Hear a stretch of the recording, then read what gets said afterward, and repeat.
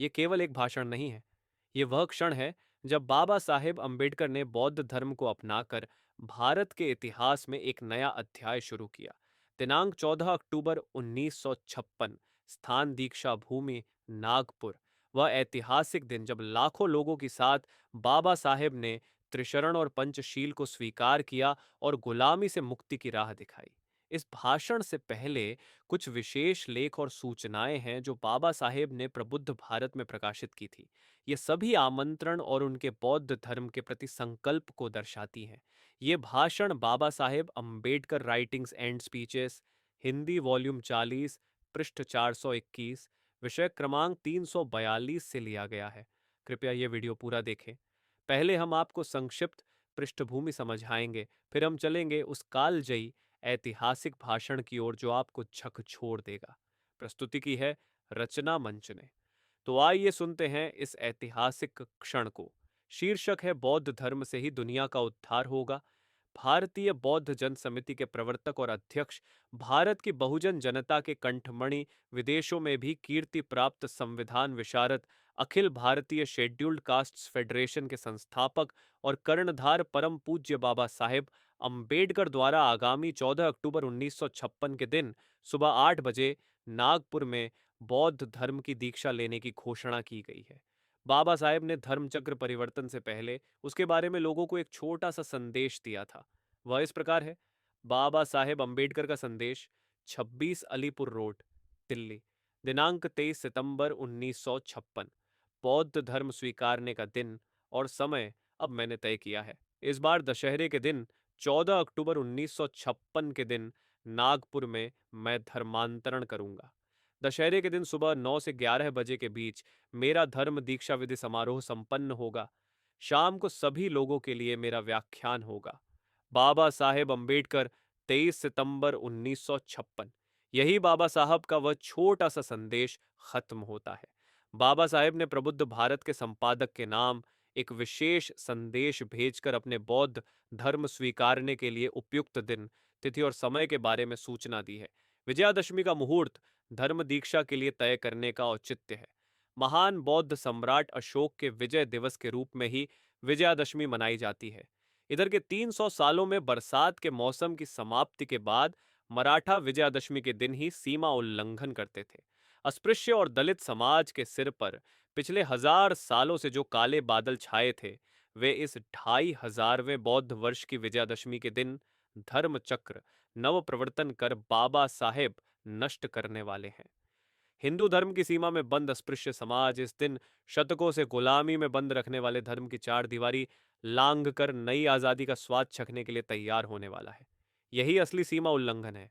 यह संपन्न होने के बाद वापस लौटना नहीं है। इसी भीम निश्चय के साथ हर अस्पृश्य और दलित का कदम आगे बढ़ने वाला है।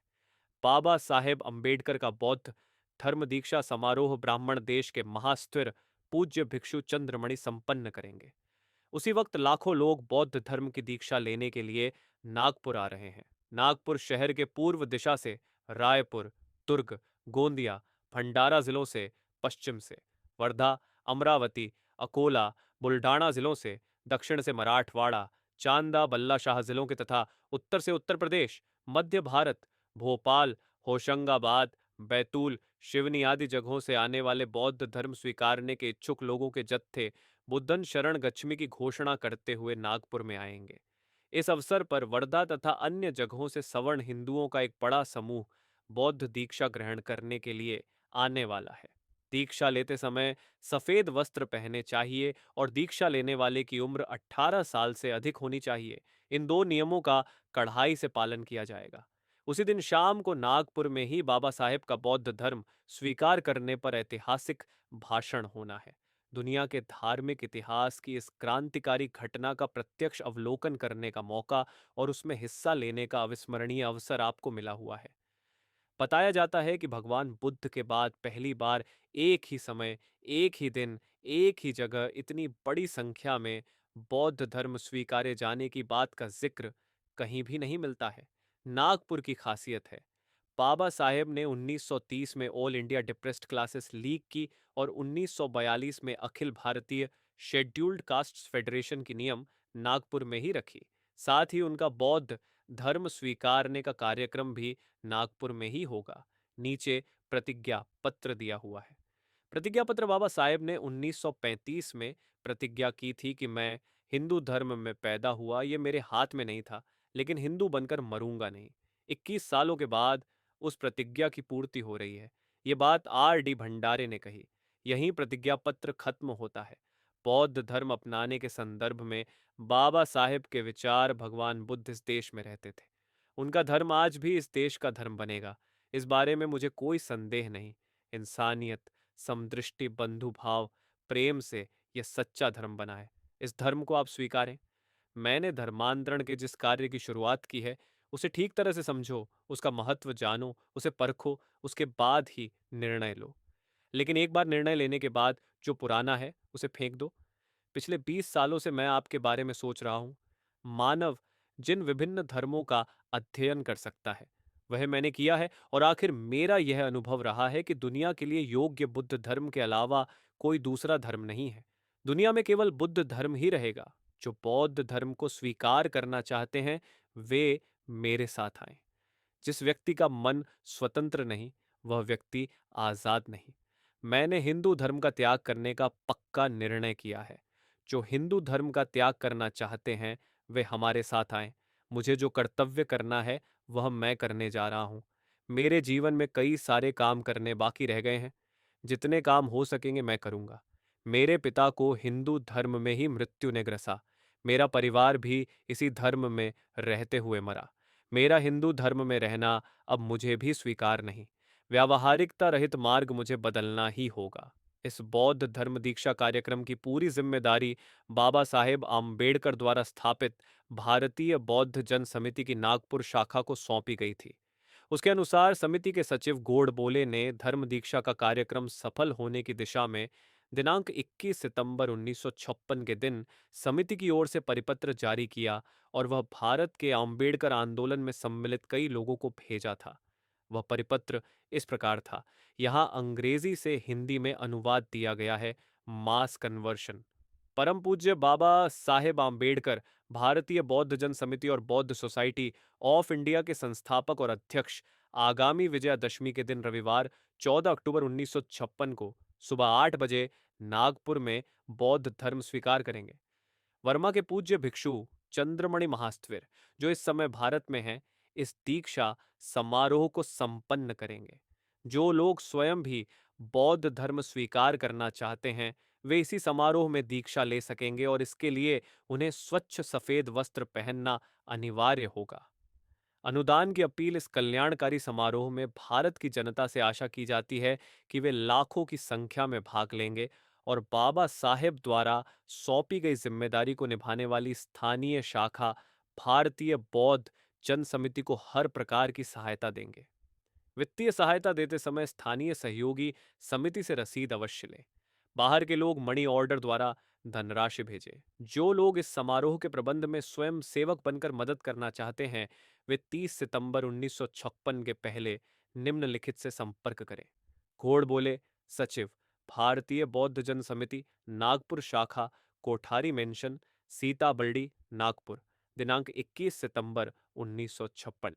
यहीं अंग्रेजी अनुवाद खत्म होता है। इसी प्रकार समिति की ओर से दिनांक 14 अक्टूबर 1956 के दिन आयोजित सामुदायिक धर्मांतर के लिए सार्वजनिक परिपत्र निकाला गया था। उसे प्रबुद्ध भारत विशेष अंक दिनांक 12 अक्टूबर 1956 में प्रकाशित किया गया था। वह इस प्रकार था: नमो तस् भगवतो अर्हतो सम्मा सम्बुद्धस। सामुदायिक धर्मांतरण भारतीय बौद्ध जनसमिति के संस्थापक और अध्यक्ष परम पूज्य बाबा साहेब आम्बेडकर का बौद्ध धम्म दीक्षा ग्रहण विधि ब्रह्मदेश के पूज्य भिक्षु चंद्रमयी महास्त्विर के हाथों नागपुर में रविवार दिनांक 14 अक्टूबर 1956 को यानी दशहरे के दिन होगा, जिसके बारे में पहले ही सार्वजनिक रूप से परिपत्र प्रकाशित किया गया है। भारत के इतिहास में ही नहीं, वरन अखिल बौद्ध जगत के इतिहास में इस महान मंगल समारोह की छाया अब बाल वृद्ध महिला पुरुष अबौद्ध बौद्ध सब पर है। ऐसे भव्य समारोह में जनता लाखों की संख्या में भाग लेगी, इसमें कोई शक नहीं। परम पूज्य बाबा के इस महान समारोह की व्यवस्था का भार भारतीय बौद्ध जनसमिति की नागपुर शाखा को सौंपा गया है। जनता की खासकर नागपुर निवासी जनता की सहायता से इस बार का वहन होने वाला है। पूरे जीवन में इस प्रकार का परम पवित्र दूसरा प्रसंग नहीं। इस बात को जानते हुए नागपुरवासी जनता तन, मन, धन से मदद करेगी, ऐसी आशा है। नागपुर के हर मोहल्ले में भारतीय बौद्धजन नागपुर शाखा के चंदा पुस्तिकाएं भेजी जा रही हैं। आर्थिक मदद देते हुए रसीद अवश्य प्राप्त करें। बाहर गांव के लोग मनियो नर्डर के जरिए समिति के सचिव को चंदा भेजें। इस महान समारोह के स्वागत समारोह के सदस्यत्व की फीस है 25 रुपये। दिनांक 10 अक्टूबर 1956 को या उससे पहले फीस अदा कर कोई भी व्यक्ति स्वागत समिति का सदस्य बन सकता है। धम्म का यह पवित्र काम अखंड होता रहेगा। इसके लिए परम पूज्य बाबा साहेब ने भारतीय बौद्ध जनसमिति की स्थापना की है। सालाना 1 रुपये का चंदा देकर इसकी सदस्यता लेना आप सबका परम कर्तव्य है। समिति के सीताबर्डी के कार्यालय में सदस्यत्व पाया जा सकता है। मुंबई केंद्रीय समिति के सचिव गायकवाड़ सदस्यता दर्ज करने का काम कर रहे हैं। हर कोई 1 रुपये देकर अपना नाम दर्ज करा ले। जिन्होंने पिछले साल का चंदा दिया था वे भी इस साल का चंदा अदा कर रसीद लें।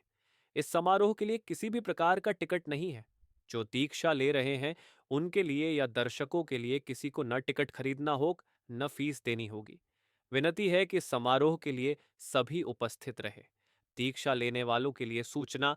जो दीक्षा लेना चाहते हों उनके लिए यह आवश्यक है कि वे शुभ्र वस्त्र परिधान कराएं। पंडाल में महिलाओं के और पुरुषों के बैठने की अलग व्यवस्था की गई है। दीक्षा लेने वालों के नाम 11 अक्टूबर 1956 से समिति के कार्यालय में तथा दीक्षा स्थल पर दर्ज कर लिए जाएंगे। नाम दर्ज करने वालों को 2 टिकट मुफ्त दिए जाएंगे। उन्हें संभाल कर रखें। पंडाल के दीक्षार्थी विभाग में प्रवेश के लिए हर रोज वे टिकट काम आएंगे। जो लोग साफ सफेद वस्त्र धारण कर आएंगे केवल उन दीक्षार्थियों को ही दीक्षार्थी विभाग में प्रवेश करने दिया जाएगा। स्वयंसेवकों के लिए सूचना। स्वयंसेवक सफेद हाफ शर्ट और सफेद हाफ पैंट पहनकर आएं। आज से ही वे अपने अधिकारियों से अपने काम के बारे में जानकारी हासिल कर लें और तत्परता से अपना कार्य करें। दीक्षा समारोह के समय उनकी जहां नियुक्ति की जाएगी वहीं से वे दीक्षा लें। दीक्षा लेने वालों को क्या कहना है यह लाउडस्पीकर से सुनाई देगा। उसमें बताए अनुसार खुद बोले। बाहर गांव से आने वाले स्वयंसेवकों के जत्थे के प्रमुख स्वयंसेवक दल के प्रमुख उमरे सच्चिदानंद माड़के और पाटिल से मिलकर अपनी जिम्मेदारी संभालें। जनता के लिए सूचना। यह धार्मिक काम परम पवित्र है। समारोह के सभी कार्यक्रमों में शांति और सफाई परिपूर्ण रूप में रहेगी। इसी प्रकार का बर्ताव सभी करेंगे ऐसी हर एक से उम्मीद की जाती है। अपने मोहल्ले से निकलते समय मोहल्ले के आने वाले सभी महिला पुरुष एक जगह इकट्ठा हों। पैदल चलते हुए बीच बीच में सौम्य स्वर में बुद्धं शरणं गच्छामि, धम्मं शरणं गच्छामि जपते हुए और बीच बीच में भगवान बुद्ध की जय, बाबा साहेब आम्बेडकर की जय, बाबा साहेब करे उपकार, बौद्ध धर्म को करो स्वीकार कहते हुए चले। जो लोग साथ में झंडे ले आना चाहते हैं वे बौद्ध धर्म के झंडों के बारे में समिति के कार्यालय से पता करें और वैसे झंडे तैयार करें। सुबह और शाम के बीच वाले समय में भी शांतिपूर्वक भोजन आदि कार्यक्रम निपटाए। लाखों लोग उपस्थित होंगे इसलिए क्यू लगाने की जरूरत पड़ेगी। वहां कतार में खड़े रहकर ही आगे बढ़ें। आपकी शांति पर ही समारोह की सफलता निर्भर करती है। पंडाल के बाहर वाले पूछताछ दफ्तर में पूछताछ करें। कार्यक्रम स्थान माता कचेरी श्रद्धानंद पेठ के पास वाला विशाल मैदान। कार्यक्रम दिनांक 12 अक्टूबर 1956 से 16 अक्टूबर 1956 तक चलेगा। कार्यक्रम के बारे में विस्तृत जानकारी अलग से परिपत्र निकाल कर दी जाएगी। पदाधिकारी अध्यक्ष व्यवहाराम कवाड़े, सचिव गोड़ बोले, उपाध्यक्ष सम्मेश राम, सह सचिव पंचभाई, उपाध्यक्ष आवले, सह सचिव पंजाब राव शंभरकर, उपाध्यक्ष मारुत राव साखरकर, सह सचिव उमरे, उपाध्यक्ष कुसारे, सह सचिव वैद्य, खजांची पाटिल, सदस्य कामले, सदस्य राम टेके आदि। 25 नागपुर में होने वाले बाबा साहेब आम्बेडकर की बौद्ध दीक्षा विधि में लाखों की संख्या से उपस्थित रहे। 14 अक्टूबर के दिन अपने परिसर में समूह के रूप में बुद्ध वंदना मनाए। दिनांक 14 अक्टूबर 1956 के दिन, उस दिन दशहरा भी है। बौद्ध धर्म के पुनरुत्थान के एकमात्र भारतीय प्रणेता बाबा साहेब आम्बेडकर नागपुर में बौद्ध धर्म की दीक्षा लेने वाले हैं। इसके बारे में अब तक सबको पता चल चुका है। बाबा साहेब के भारतीय अस्पृश्य समाज के ही नहीं, पूरे भारत देश के जीवन का यह सर्वश्रेष्ठ और अभूतपूर्व समारोह है। इस समारोह में सभी अस्पृश्य और अन्य भारतीय भाई बहन लाखों की संख्या में उपस्थित रहे, ये मेरी उनसे विनती है। नागपुर शहर में इस समारोह की बहुत बड़े पैमाने पर तैयारी शुरू हो चुकी है। सभी दलित कार्यकर्ता तन मन धन के साथ समारोह के प्रबंधन की कोशिशें कर रहे हैं। करीब 5 लाख से अधिक लोगों के इस समारोह में उपस्थित होने का अंदाजा है। भारत के सभी राज्यों से आने वाले बहुजन बंधु भगिनी इस कार्यक्रम में उपस्थित रहेंगे। गुरुत्वाकर्षण के नियमों के अनुसार पूरे भारत की बहुजन जनता नागपुर में इकट्ठा होने वाली है। रेल, मोटर, बैलगाड़ी आदि की कतारें नागपुर के रास्तों में लग गई हैं। नागपुर में इकट्ठा होने वाली इस प्रचंड जन समुदाय के कारण आपसे अनुरोध है कि आप कम से कम सामान अपने साथ लाएं। साथ ही जहां रहना है वहां जरूरत पड़ सकती है, इसलिए छोटा बिछौना भी साथ लेते हुए आएं। जिन बहुजन बांधवों की नागपुर आने की इच्छा होते हुए भी किसी अड़चन के कारण आना संभव नहीं हो पा रहा हो, उनका ध्यान हम भारतीय बौद्ध महासभा की ओर से जारी किए गए इस परिपत्र की ओर हम दिलाना चाहते हैं। जाहिर आदेश बहनों और भाइयों, हमारे पूजनीय नेता बाबा साहेब आम्बेडकर नागपुर में दिनांक 14/10/1956 के दिन दशहरे के शुभ मुहूर्त पर बौद्ध धर्म की दीक्षा ले रहे हैं। नागपुर वासियों ने इस कार्य में अपना सहयोग देते हुए तैयारियों में अब तक लाखों रुपया खर्च किया है। उनके इस महान कार्य के कारण मुंबई वासियों को नई प्रेरणा मिली है और महामुंबई में 4 लाख सदस्यत्व दर्ज करने का कार्यक्रम वहां शुरू किया जा चुका है।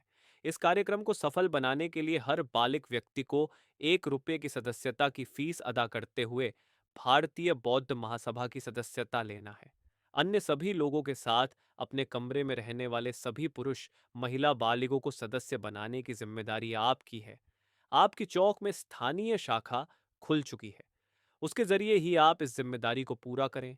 भारतीय बौद्ध महासभा का यह आदेश साकार करने के लिए आप सभी सहयोग करें। सवादकर गायकवाड़ कबीर, सचिव, भारतीय बौद्ध महासभा। दिनांक 14 अक्टूबर के कार्यक्रम को कैसे सफल बनाएं? भारतीय बौद्ध महासभा की सभी शाखाओं के अधिकारियों, शाखा प्रमुख तथा अन्य स्थानीय कार्यकर्ताओं को सार्वजनिक सूचना के तौर पर बताया जाता है कि अपने पूजनीय नेता बाबा साहेब आम्बेडकर नागपुर में रविवार दिनांक 14 अक्टूबर 1956 के दिन बौद्ध धर्म की दीक्षा ले रहे हैं। उनके बौद्ध धर्म स्वीकारने के समय शुभेच्छा व्यक्त करने के लिए सभी शाखा अपनी ओर से अपने परिसर में सामूहिक बुद्ध वंदना का कार्यक्रम करें। बुद्ध वंदना के कार्यक्रम अति शांत वातावरण में ही संपन्न होने चाहिए। वंदना में सभी महिलाएं और पुरुष हिस्सा लें। वंदना सुबह जो 9 बजे से 11 बजे के बीच की जाए। शाम जो 4 बजे सभी केंद्राधिकारी और शाखा प्रमुख तथा अन्य स्थानीय कार्यकर्ता सिद्धार्थ कॉलेज आनंद वन में होने वाली सभा में उपस्थित रहे। आपके विनम्र स्वादकर गायकवाड़ कबीर, सचिव, भारतीय बौद्ध महासभा। दिनांक 13 अक्टूबर 1956 तक एकत्रित होने वाला चंदा दिनांक 15 अक्टूबर 1956 को शाम 6 बजे बुद्ध भूषण प्रेस, भारतीय बौद्ध महासभा की कचहरी में भरे। अन्य कार्यों के लिए उसे इस्तेमाल न करें। दी गई सूचना के अनुसार भारत के विभिन्न जगहों से मिलने वाले दलित भाइयों की शुभेच्छाएं बाबा साहेब आम्बेडकर के बौद्ध दीक्षा के दिन व्यक्त करने के लिए समुदाय की बुद्ध वंदना के कार्यक्रम करें। इस कार्यक्रम में सभी लोग उपस्थित रहे। सुबह जो 9 बजे से पहले ही सब लोग नहा धोकर सफेद वस्त्र पहनकर तैयार हो जाए। सुबह जोरो 9 बजे से 11 बजे तक सामूहिक वंदना करें। शाम को अपने परिसर में सब इकट्ठा होकर सभा करें। इस कार्यक्रम का महत्व और बौद्ध धर्म की आवश्यकता इस विषय पर व्याख्यान आयोजन करें। ये सभाएं बेहद शांत, एकता और बंधुभाव से भरे वातावरण में करें। यह सूचना भाग्य महासभा के सचिव द्वारा जारी किए गए परिपत्र के अनुसार विभिन्न जिलों के बहुजन बहनों और बांधवों के लिए है।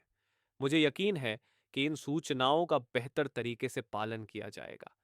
नागपुर में बाबा साहेब आम्बेडकर का बौद्ध दीक्षा विधि होने के बाद मुंबई, पुणे आदि अन्य जगहों पर अन्य दलित भगिनी बंधुओं की सामूहिक धर्मांतरण के समय बाबा साहेब आम्बेडकर उपस्थित रह पाएंगे या नहीं, इस बारे में जानकारी बाद में दी जाएगी। जो भगिनी और बंधुगण नागपुर के बाबा साहेब आम्बेडकर के धर्मांतरण दीक्षा समारोह में उपस्थित नहीं रह पाए, उनके लिए कार्यक्रम की तस्वीरों सहित विस्तृत जानकारी प्रबुद्ध भारत के अगले अंक में दी जाएगी। प्रबुद्ध भारत का अगला अंक खास बौद्ध धर्म दीक्षा अंक के नाम से ही प्रकाशित होगा। पाठक अपनी प्रति सुरक्षित कर लें। नवयुग मुंबई के संवाददाता ने बौद्ध धर्म दीक्षा के इस कार्यक्रम के लिए उपस्थित रहने वालों के मुंबई से नागपुर तक की यात्रा का वर्णन और नागपुर में संपन्न समारोह का वर्णन इस प्रकार किया है। जिनके बाप दादाओं को सड़क पर थूकने की मनाही थी और उनका थूक रास्ते पर न गिरे, इसलिए गले में मटका बांधकर घूमना पड़ता था। जिनके बाप दादाओं को सड़क पर ब्राह्मण को आता देखकर उस पर अपना साया भी न गिरे, इसलिए सड़क किनारे होके झाड़ झंझाड़ों में कूदना पड़ता था। जिन्हें आज तक गांव के मरे जानवरों को ढूंढना पड़ता है, जिन्हें आज तक बेकार के लिए सताया जाता था, उन 5 लाख अस्पृश्य बंधुओं ने जीर्ण शीर्ण हिंदू धर्म का त्याग कर दिनांक 14 अक्टूबर 1956 को नागपुर में श्रद्धानंदपेट में खास बनाए गए भव्य पंडाल में बौद्ध धर्म की दीक्षा ली। बाबा साहेब आम्बेडकर अपने लाखों अनुयायियों के साथ दिनांक 14 अक्टूबर 1956 के दिन नागपुर में बौद्ध धर्म को स्वीकार करने वाले हैं। यह समाचार पूरे महाराष्ट्र में प्रसारित होते ही अस्पृश्य समाज में हड़बड़ी मच गई। वैसे देखा जाए तो बाबा साहेब आम्बेडकर की घोषणा में विशेष कुछ नहीं था। 1935 में सभी अस्पृश्य बंधु धर्मांतरण करें इस आशय का प्रस्ताव बाबा साहेब जिस संगठन के नेता थे उस संगठन ने जारी किया था। डॉक्टर साहब भारत के केवल एक विद्वान व्यक्ति नहीं हैं, वरन हजारों सालों से वर्णाश्रम धर्म द्वारा इंसानियत को धता बताकर दलित बनाई गई करोड़ों बहुजन जनता के जिम्मेदार नेता हैं। बहुजन समाज के लिए उनकी सहानुभूति केवल ओढ़ी हुई नहीं है। बहुजन समाज के लिए उनके मन में जो प्रेम और लगन है वह अपने को उनसे अलग मानकर सोचने वाले अस्पृश्य समाज का उद्धार होना चाहिए विचार की तरह रजोगुण वाले अहंकार से पैदा नहीं हुआ। अस्पृश्य समाज के उद्धार का कार्य डॉक्टर साहब ने परायपन के भाव से कभी नहीं किया। वे खुद उसी समाज के हैं, इसलिए चातुर्वर्ण्य पर आधारित हिंदू धर्म में मानव की धीमी प्रगति के सभी नियमों के खिलाफ मानव पशु कैसे बनता जाता है, ये उन्होंने बहुत करीब से देखा था। दुनिया में और कहीं भी इंसान को अस्पृश्य मानने का रिवाज नहीं है। पत्थरों में भी भगवान का साक्षात्कार पाने वाले भारत में ही हजारों सालों से उसके दर्शन होते हैं। हिंदू धर्म के उच्च उदात्त विशाल दर्शन का अनुभव डॉक्टर साहब को अथवा उनके हजारों अस्पृश्य बंधुओं को शायद ही कभी मिला हो। वास्तविक जीवन में अस्पृश्यों को न्याय दया करुणा का अनुभव अपवाद स्वरूप ही मिलता है। समता का अनुभव पाने के लिए तो साक्षात शारीरिक मृत्यु को ही अपनाना पड़ता है। सनातनियों का दावा है कि इससे आत्मिक समता की प्राप्ति होती है। बेचारे अस्पृश्य बंधुजनों की देह को जिंदा रहते हुए कभी समानता का अनुभव नहीं ही होता, वरन मृत्यु के बाद भी उसके पार्थिव को स्पृश्यों की श्मशान भूमि में जलाना भी संभव नहीं होता। ऐसे हिंदू धर्म से अलग होने का निर्णय अंबेडकर ने 1935 में लिया। अस्पृश्यों को उनके इस निर्णय पर आश्चर्य क्यों होगा? उन्हें अगर अचरज होता ही है तो इस बात पर कि बाबा साहब ने यह निर्णय इससे पूर्व ही क्यों नहीं लिया और निर्णय लेने के बाद भी 1956 तक डॉक्टर साहेब क्यों रुके? अपने करोड़ों अनुयायियों की गंभीर जिम्मेदारी और इन अनुयायियों के सामाजिक, आर्थिक, राजनीतिक सवालों के साथ जुड़ी हुई सारी उलझनों के कारण ही शायद डॉक्टर साहब को यह निर्णय करने में इतनी देर लगी हो। अंबेडकर के इस निर्णय को लेकर उनसे मतभेद हो सकते हैं, लेकिन इस निर्णय पर अमल करने को लेकर उन्हें जो देर हुई उसके विपरीत मतलब निकालना तो अधम्मता ही है। डॉक्टर साहब के इस कार्य को राजनीतिक स्टंट कहने वाले विद्वानों की भी कमी नहीं है। 14 अक्टूबर को नागपुर में इस तथाकथित स्टंट का असली रूप जिन्होंने देखा, उनका इस कुत्सित समीक्षा को लेकर क्रोधित होना स्वाभाविक है और 5 लाख लोगों द्वारा बौद्ध धर्म की दीक्षा लिए जाने से ही उस समीक्षा का पोंगापन साबित हो चुका है।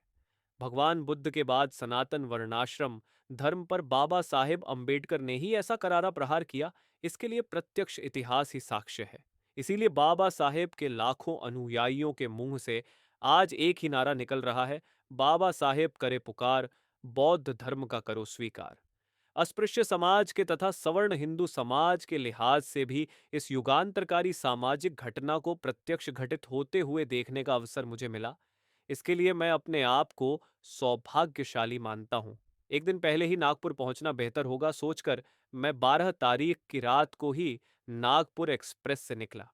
टिकट खरीद कर अंदर पहुंचा तो बोरी बंदर स्टेशन पर खडीडिया से लिखा एक बोर्ड मैंने देखा, नागपुर के लिए स्पेशल ट्रेन रात 9:15 बजे चलेगी। स्टेशन में हजारों की भीड़ जुटी थी। सबके मुंह से आकाश पाताल एक करो, बुद्ध धर्म का स्वीकार करो, परम पूज्य बाबा साहेब अंबेडकर की जय, भगवान गौतम बुद्ध की जय नारे गूंज रहे थे। महिलाएं, बच्चे, बूढ़े, युवा सब हड़बड़ी में लग रहे थे। अस्पृश्य समाज के सुशिक्षित लोग, प्रोफेसर, डॉक्टर, वकील आपस में जोर शोर से बौद्धिक चर्चाओं में लगे थे। अस्पृश्य समाज के सैकड़ों रेल, गिरणी, बिल, महापालिका कामगार उत्साह के साथ नारे लगा रहे थे। उस समय देखा एक दृश्य मैं कभी नहीं भूल सकता। शठुत्तर की उम्र में पहुंची, हाथों पर कोहनी तक गोदना किए हुए और पल्लू को कमर पर साड़ी में खोसे हुए एक मजबूत महिला एक युवती को हाथ पकड़कर नागपुर एक्सप्रेस की ओर खींचकर ले जा रही थी। जाते हुए वह नारे भी लगा रही थी, हंस रही थी। पूछताछ करने पर पता चला कि यह महिला बडाला में रहती है। वह खुद, उसका बेटा और बहू यानी पूरा परिवार ही नागपुर जा रहा था बौद्ध धर्म को स्वीकार करने के लिए। कई कार्यकर्ताओं ने, समता सैनिक दल के लोगों ने उससे विनती की कि आप स्पेशल ट्रेन से चलिए, लेकिन बुढ़िया बिल्कुल नहीं मानी। आखिर बुढ़िया ट्रेन में चढ़ी और डिब्बे के दरवाजे पर खड़ी होकर नारे लगाने लगी। स्टेशन पर आए अन्य लोगों की ओर भी मैं कौतूहल से देख ही रहा था। उनमें हो रही आपसी बातचीत ध्यान से सुन रहा था। एक पढ़ी लिखी ब्राह्मण महिला नौकरी पर जा रही अपने पति को विदा दे रही थी। नारों से वह पश्चरेष्ठान लगी। कॉलेज जाने वाले कुछ युवक आपस में आंखों से ही शायद कह रहे थे, आज यह क्या नया ही चल रहा है। उनमें से ही एक ने खबर दी कि बाबा साहेब अंबेडकर बौद्ध धर्म अपना रहे हैं। फर्स्ट क्लास के डिब्बे के नजदीक कोई सम्मानीय कांग्रेस के नेता खड़े थे। नारे सुनते हुए उनके चेहरे पर शिकन थी। उनके कुछ चाहने वाले उनके इर्द गिर्द खड़े थे। नेता उनसे बोले, अरे बौद्ध बनिए या कुछ और बनिए, अंबेडकर ने चुनाव का समय ही इस काम के लिए चुना है। देखिए, रेल के एक डिब्बे में श्री तैय थय के महाराष्ट्र के प्रमुख नेता और कार्यकर्ता बैठे थे। बड़े जोश से उनकी बातचीत चल रही थी। मुंबई के विधायक कामले और पवार वकील, पुणे के शंकर राव खात वकील, सिद्धार्थ कॉलेज के प्रोफेसर कर्डक, अहमदनगर के रूप अफ्ते वकील आदि लोगों को मैं सरसरी तौर पर पहचानता था। लेकिन उनकी बातचीत में रुकावट ना आए, इसलिए मैं अलग डिब्बे में जाकर बैठा। गाड़ी में नींद कहाँ ले पाते। हर स्टेशन पर लोग आते। नारे लगातार लग रहे थे। कार्यकर्ता एक दूसरे के गले में रहे थे, हंस रहे थे। उनके उत्साह की कोई सीमा नहीं थी। मनमाड स्टेशन में तो इतनी भीड़ थी कि प्लेटफार्म पर पांव रखने लायक जगह भी नहीं थी। गाड़ी में भी जगह नहीं थी। इसके बाद निकलने वाली स्पेशल ट्रेन से आइए कहकर कार्यकर्ता लोगों को समझाने की कोशिश कर रहे थे। कुछ लोग उनकी सुन रहे थे, कुछ बिना सुने ही डिब्बे में चढ़ रहे थे। नारे लगना जारी था। 13 तारीख को दोपहर 3:15 बजे गाड़ी नागपुर स्टेशन पहुंची। स्टेशन परिसर में करीब 100 स्वयंसेवक थे। महाराष्ट्र शेकापे के अध्यक्ष दादा साहेब गायकवाड़ खुद स्टेशन पर हाजिर थे। स्वयंसेवक सबका ख्याल रख रहे थे। स्टेशन से बाहर निकलने में मुझे करीब 20 मिनट का समय लगा। स्टेशन के बाहर हाथ में थैली ली, बदन पर एक मैला कुर्ता पहने और सिर पर सिलवट भरी टोपी पहने हजारों लोग थे। पूछताछ करने पर पता चला कि आसपास के गांवों से हजारों लोग आए हैं। वे नागपुर की भाषा में बातचीत कर रहे थे। मैंने स्वयंसेवक से पूछा, उनके रहने का इंतजाम कहाँ किया गया है। उसने बताया, गांव के सभी प्राथमिक विद्यालयों की इमारतों में ठहरने का उनके इंतजाम किया गया है। हालांकि वह इंतजाम काफी नहीं है, ऐसा लग रहा है। आपकी उम्मीद के अनुसार समारोह में हिस्सा लेने कितने लोग आएंगे, ये कैसे बताएं? 2-4 लाख तो आएंगे ही। मुंबई से आए स्वयं सेवकों में बेहतरीन अनुशासन दिखा। ऐसे समारोहों का शायद उन्हें अच्छा अनुभव था। स्टेशन से बाहर निकलते ही उनका अनुशासित मार्च शुरू हुआ। बीच बीच में वे नारे भी लगा रहे थे। मैंने टैक्सी की और होटल में आकर अपना सामान रखा। नहाया और संवाददाता का पैड लेकर निकल पड़ा। नागपुर शहर की तो काया ही पलट गई थी। जहां देखो वहां लोग थे, झुंड के झुंड चले जा रहे थे। चातुर्वरण्य के बाहर के जनता जनार्दन का यहाँ पर ब्रह्मी विशाल स्वरूप मैं कभी नहीं भूल सकता। अपने असाधारण नेता की पुकार पर ये लोग नागपुर में जुट थे। अपने नेता की आज्ञा को वंदनीय और शेरोद्धार्य मानते हुए उनके पीछे पीछे बौद्ध धर्म की दीक्षा लेने का निश्चय उनके चेहरे पर साफ दिखाई दे रहा था। वे गंभीर थे पर आनंदी थे। भारत के चारों कोनों से लोग नागपुर में इकट्ठा हुए हैं। दूर से आने वाले लोग रेल, मोटरें, रिक्शा, बैलगाड़ियां आदि वाहनों का इस्तेमाल कर रहे थे। वाहनों के चालकों की आमदनी बढ़ गई थी। लेकिन मेरे अचरज ने तब सीमा लांघी जब मैंने देखा कि पुणे से पंढरपुर जाने वाले तीर्थयात्रियों की तरह लोग पुणे से पैदल नागपुर के लिए निकल पड़े थे। 75-100 किलोमीटर की दूरी से भी ये लोग नागपुर पहुंच रहे थे। अपने पास जो भी था उसे बेचकर उन्होंने अपना जेब खर्च जोड़ा था। कई लोगों को गांव के लोगों ने चंदा जोड़कर भेजा था। उनके उत्साह की कोई सीमा नहीं थी। उनके जय भीम और अन्य नारों में कोई रुकावट नहीं थी। किसी समय बौद्ध पंडित नागार्जुन के कारण पावन बना नागपुर शहर आज तमाम अस्पृश्य समाज का धर्म क्षेत्र बना था। नागपुर शहर में वाहनों की कोई सुविधा नहीं। मुंबई की तरह मीटर लगी टैक्सियां नहीं हैं और पुणे की तरह ऑटो रिक्शे नहीं हैं। घंटे के हिसाब से टैक्सी लेनी पड़ती है और घंटे भर के 3 रुपए देने पड़ते हैं।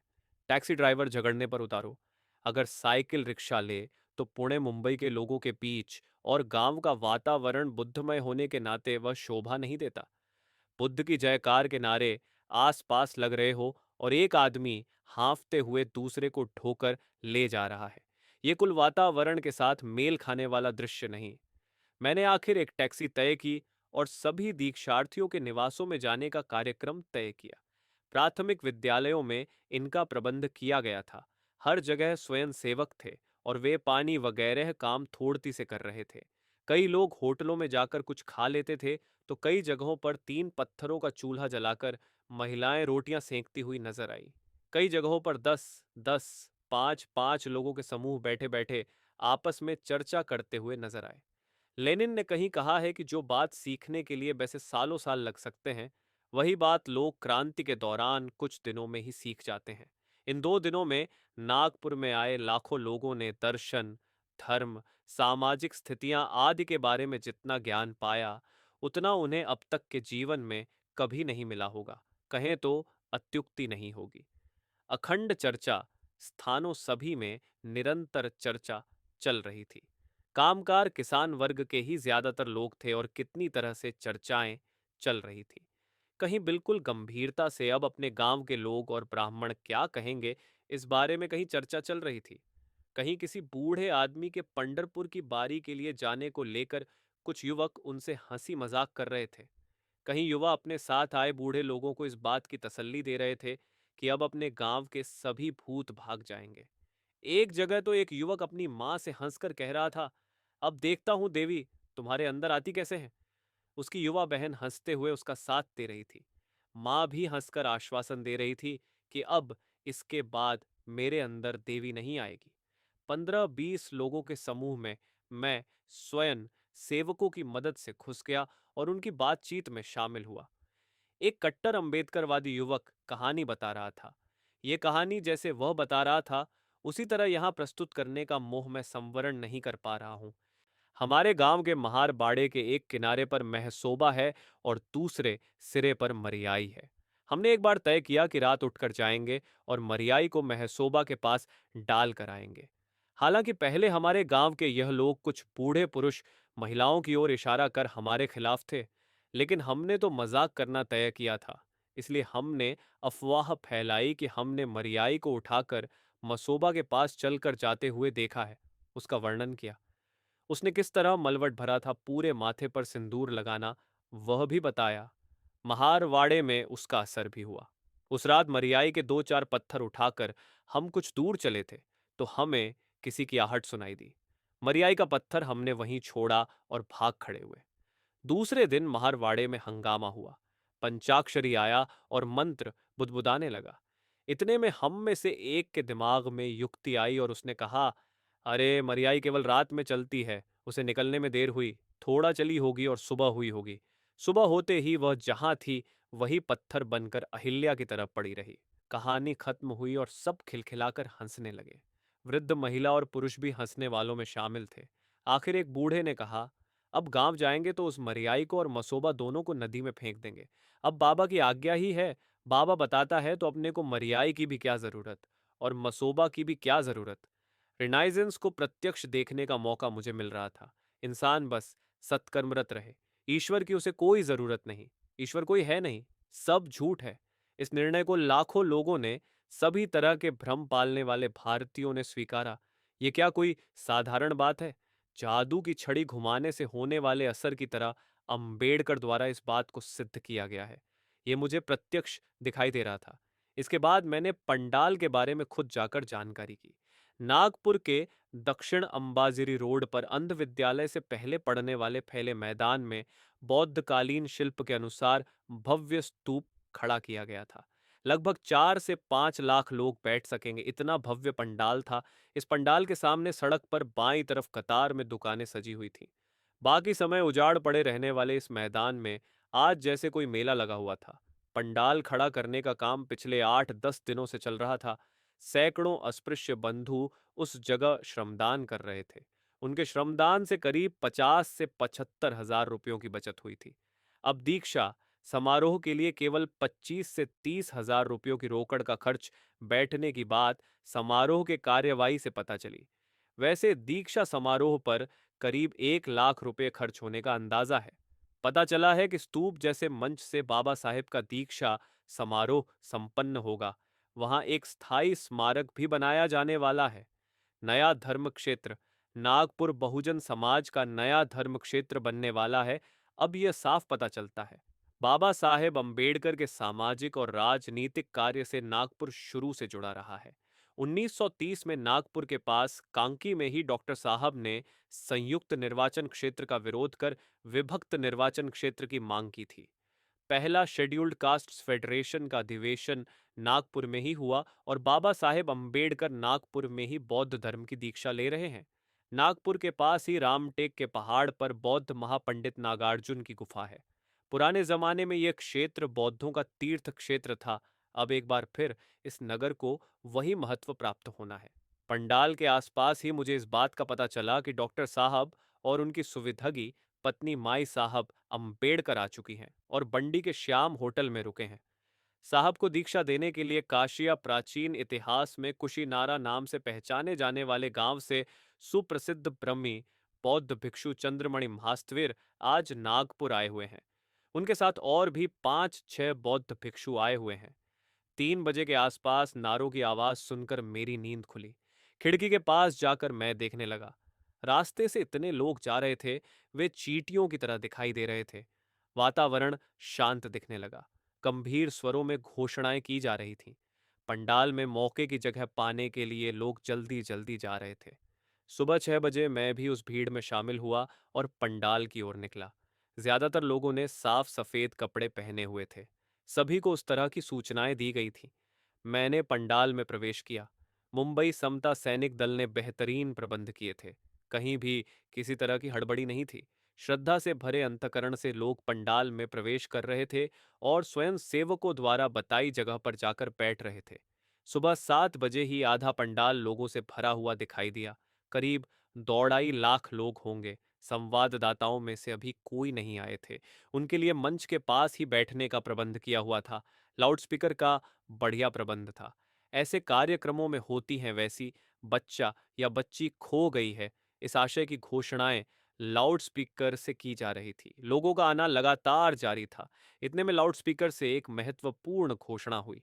दीक्षार्थियों को प्रवेश पत्र दिए गए थे, लेकिन संख्या इतनी बढ़ी कि प्रवेश पत्र खत्म हो गए। तब लाउडस्पीकर से सूचना दी जा रही थी कि जो यह बताए कि दीक्षा लेनी है, उसे पंडाल में प्रवेश दें और दीक्षार्थियों के साथ बैठाएं। लोगों की संख्या बढ़ती ही जा रही थी। जनता के उत्साह के आगे किए गए सारे प्रबंध कमतर साबित हो रहे थे, लेकिन उसी उत्साह से सभी बातें ढंग से पूरी भी हो रही थी। मानवीय प्रेम, भावना स्तूप के आकार के विशाल मंच की ओर मैंने देखा। भगवान बुद्ध की धीर गंभीर प्रतिमा पूरी मानव जाति को अपना आशीर्वाद दे रही थी। बाबा साहेब की प्रतिमा लाखों लोगों को उत्साह और आश्वासन दे रही थी। बौद्ध धर्म का झंडा शांति से हवा में फहरा रहा था। मंच पर भी भगवान बुद्ध की एक प्रतिमा रखी हुई थी। उसके सामने अगरबत्तियां जल रही थी। चंदन की सुगंध वातावरण को थोड़ा गंभीर बनाए हुए थी। इंसान इंसान की ओर करीब आ रहा था। सबके मन में एक ही मानवता की भावना ऊंचान पर थी। दोस्त आपस में मिल रहे थे, एक दूसरे का मुस्कान के साथ स्वागत कर रहे थे। क्रोध, द्वेष, जलन, ये सब पंडाल से गायब हो गए थे। लाउडस्पीकर से घोषणा की जा रही थी, भगवान बुद्ध की जय। सुबह के 9 बज गए। लोगों के समूह में अभी बढ़ोतरी ही हो रही थी। मैदान लगभग पूरा भरा हुआ था। अखबारों के संवाददाता अंदाज लगाने लगे। सबकी यही राय थी कि करीब 5 लाख लोग वहां इकट्ठा हुए थे। फिर सीटियां गूंजी, एक ही हड़बड़ी मची। लाउडस्पीकर से लोगों को शांति बनाए रखने की घोषणा लगातार दिए जा रहे थे। 3-4 मोटरें मंच की ओर आ रही थीं। लाउडस्पीकर से दी जा रही घोषणा मानने की मानसिक स्थिति में लोग नहीं थे। उस वक्त एक ही नारा सबके मुंह पर था, परम पूज्य बाबा साहेब आम्बेडकर की जय। ठीक 9:15 बजे थे और मोटर से उतरे बाबा साहेब दो लोगों के कंधों पर हाथ डाले धीरे धीरे मंच की ओर बढ़ रहे थे। पूरा शरीर गदास्वित जलरता तनु भागले, मतलब संकटों से जूझते हुए शरीर थका का वह मूर्तिमंत उदाहरण थे। लाखों लोगों के मन में एक ही विचार गूंज रहा था। डॉक्टर साहब ने अपना शरीर तिल तिल घिसकर अस्पृश्य समाज के लिए अच्छे हालात का प्रबंध किया था। डॉक्टर साहब के दुश्मनों को भी यह बात माननी पड़ेगी। अब तक डॉक्टर साहब और उनकी पत्नी मंच पर विराजमान हो चुके थे। नारों का पहला उफान गुजर चुका था। वातावरण फिर शांत हो जाया था और मुख्य समारोह की शुरुआत होने जा रही थी। आम्बेडकर ने शुभ्र श्रेष्ठा में धोती पहनी थी और बदन पर शुभ्र सफेद शॉल थी। उनकी पत्नी ने भी शुभ्र वस्त्र धारण किए थे। शेड्यूल्ड कास्ट्स फेडरेशन के ज्यादातर नेता मुख्यतः मंच पर दिखाई दे रहे थे। धर्मांतर की ऐतिहासिक घटना के बारे में ऊहापोह करने वाला आईयूबीसी काम्बले का लेख प्रबुद्ध भारत में दिनांक 27 अक्टूबर 1956 को प्रकाशित हुआ था। उसे भी यहां देना अप्रस्तुत नहीं होगा। उन्होंने लिखा है, दिनांक 23 सितंबर 1956 का ऐतिहासिक निवेदन। बौद्ध दीक्षा विधि समारोह के बारे में जानकारी की शुरुआत दिनांक 23 सितंबर 1956 से देनी पड़ेगी। इस तारीख को बाबा साहेब आम्बेडकर ने दिल्ली के 26 अलीपुर रोड के अपने घर से एक अनुरोध प्रेषित किया था। वह निवेदन बिल्कुल छोटा था, करीब 4 से 5 पंक्तियों का मजमून उसमें था। भारत में बौद्ध धर्म का पुनरुत्थान करने के लिए प्रत्यक्ष बौद्ध धर्म के स्वीकार का जो इतिहास लिखा जाएगा, उसमें इतिहासकारों को इस अनुरोध को विशेष महत्व देना होगा। इतना ही नहीं, वरन भारतीय भूमि में बौद्ध धर्म के पुनश्च बीजारोपण के उसके कारण भारत भर में होने वाले प्रसार के मूलांक इस निवेदन में मिलेंगे। यह निवेदन अखबारों में प्रकाशित हुआ था। दैनिक खबरें देने वाले अखबारों ने इस छोटे से अनुरोध को अपनी सहूलियत के अनुसार एक कॉलम में जैसे भेजा था वैसे ही छापा। रोजमर्रा की कई खबरों जैसी ही यह एक और खबर हो, जैसे उन्होंने इस खबर को छापा। सामान्य खबर की तरह ही इस खबर को लेकर अखबारों ने पूरे भारत को जानकारी दी कि बाबा साहेब आम्बेडकर बौद्ध धर्म का स्वीकार करने जा रहे हैं। धर्म पुरुषों की प्रथम वाणी। हालांकि कहना पड़ेगा कि बाबा साहेब आम्बेडकर के इस छोटे से अनुरोध में कितना विचित्र सामर्थ्य है। भारतीय समाज रचना के बारे में सोचें तो वह कितना असामान्य है। इसका एहसास भारतीय अखबारों को हुआ ही नहीं। इस अनुरोध की खबर रोजमर्रा की खबरों जैसी नहीं थी। रोजमर्रा की खबरें और इस अनुरोध में काफी अंतर था। धर्म संस्थापकों द्वारा अथवा किसी धर्म का पुनरुत्थान करने वाले महापुरुषों द्वारा धर्म की स्थापना के लिए अथवा धर्म पर छाई हीनता को दूर करने के लिए अपनी पहली वाणी का उच्चारण किया, उस प्रकार की प्रथम वाणी की खबर देने वाला निवेदन था वह। बौद्ध दीक्षा का निर्णय लेने से पूर्व, इस अनुरोध पर हस्ताक्षर करने से पहले तथा बौद्ध दीक्षा की विधि, उसे संपन्न करने का स्थान और तारीख तय करने से पूर्व आम्बेडकर कितने घंटों तक सोचते रहे थे, इसका कोई अंदाजा नहीं लगा सकता। इस निर्णय को लेने से पूर्व उनकी नज़र के सामने भारत की दलित जनता पर अन्य भारतीयों पर तथा दुनिया के अन्य लोगों के ऊपर इस घटना के क्या संभावित परिणाम हो सकते हैं, इसके चित्र उनके मानस पटल पर जरूर उभरे होंगे। विभिन्न धर्म के इतिहास के पन्ने उनकी आंखों के सामने खुलते चले गए होंगे। ईसाई, इस्लाम, बौद्ध आदि प्रमुख धर्मों का दुनिया में कैसे प्रसार हुआ, उनमें से कुछ का अस्त क्यों हुआ, आदि बातों पर उन्होंने बार बार सोचा होगा। भारतीय बहुजनों को, खासकर अस्पृश्य माने गए समाज के सामने बौद्ध धर्म की शरण जाने के अलावा भी कोई और असरदार मुक्ति का मार्ग है, क्या इसकी उन्होंने बार बार खोज की होगी। आखिर उनकी सद्विवेक बुद्धि केंद्रित होकर परम निश्चय के साथ इकलौते सम्मार्ग के तौर पर बौद्ध धर्म की दीक्षा लेने वाले निवेदन पर उन्होंने हस्ताक्षर किए होंगे। मनोविश्लेषण के तौर पर सोचें तो 23 सितंबर 1956 का दिन बाबा साहेब अंबेडकर के जीवन का अद्वितीय, हर्षपूर्ण और अपने निर्णय की कसौटी पर अखरे उतरने का एहसास कराने वाला दिन साबित हुआ होगा। बौद्ध जगत पर असर बाबा साहेब अंबेडकर का बौद्ध धर्म की दीक्षा लेने से संबंधित असर का भारतीय बहुजन वर्ग पर और दुनिया के बौद्ध धर्मावलंबियों पर हुआ, यह निश्चित तौर पर कहा जा सकता है। ब्रह्मदेश, श्रीलंका, जापान, नेपाल आदि देशों में इस निवेदन का बहुत ही हर्ष के साथ स्वागत किया गया। बौद्ध दीक्षा विधि से संबंधित अखिल बौद्ध दुनिया से जो संदेश प्राप्त हुए हैं, उससे यह बात बिल्कुल स्पष्ट होती है। इन संदेशों के अलावा बौद्ध लोगों ने इस दीक्षा विधि के बारे में जो बंधुभाव व्यक्त किया, वह उनकी कृतियों में भी दिखाई दिया। ब्राह्मदेश के पूज्य भिक्षु चंद्रमणि महास्तविर की उम्र 80 वर्ष की है, लेकिन अपने स्वास्थ्य की परवाह किए बगैर बाबा साहेब को दीक्षा देने के लिए खुद आने की बात उन्होंने मानी और वे आए भी। उनके हाथों ही बाबा साहेब और माई साहब अंबेडकर का बौद्ध दीक्षा विधि संपन्न हुआ। उनके अलावा अन्य बौद्ध भिक्खु भी समारोह में उपस्थित थे। उन लोगों की सूची कुछ इस प्रकार है: थेरो पन्नातिस, सांची विहार, भोपाल वेनेरेबल भिक्षु सिद्धतिस, सिलोंग वेनेरेबल भिक्षु सौदारत्ना, सारनाथ बनारस भिक्षु प्रज्ञानंद, बुद्ध विहार लखनऊ नेर श्रमणेर, धम्मोदय विहार बंगाल रेवरंड परम संधि। यही सूची समाप्त होती है। 5 करोड़ बौद्ध अलग अलग देशों से तथा देश के विभिन्न हिस्सों से इतने भिक्षु आए, यह कोई सामान्य घटना नहीं है। बौद्ध दुनिया के लिए बाबा साहेब अंबेडकर की बौद्ध दीक्षा के बारे में उत्सुकता महसूस होना दो कारणों से स्वाभाविक माना जा सकता है। पहला कारण यह कि बाबा साहेब अंबेडकर का दीक्षा विधि यानी उनके साथ खड़े 5 करोड़ अस्पृश्य बंधुओं का दीक्षा विधि है। इस गणित को मानकर चलने में बाबा साहेब अंबेडकर के अनुयायियों की निष्ठ के कारण कोई हर्ज नहीं, ये बात वे जानते हैं। दूसरी बात यह कि भारत में मजबूत जड़ें फैली, लेकिन अब बिल्कुल सूख गई बौद्ध धम्म की बेल भारत के प्रत्येक गांव में बाबा साहेब के जो अनुयायी हैं, उनकी दीक्षा विधि से ही फिर से पल्लवित हो सकती है, ये भी वे जान चुके थे।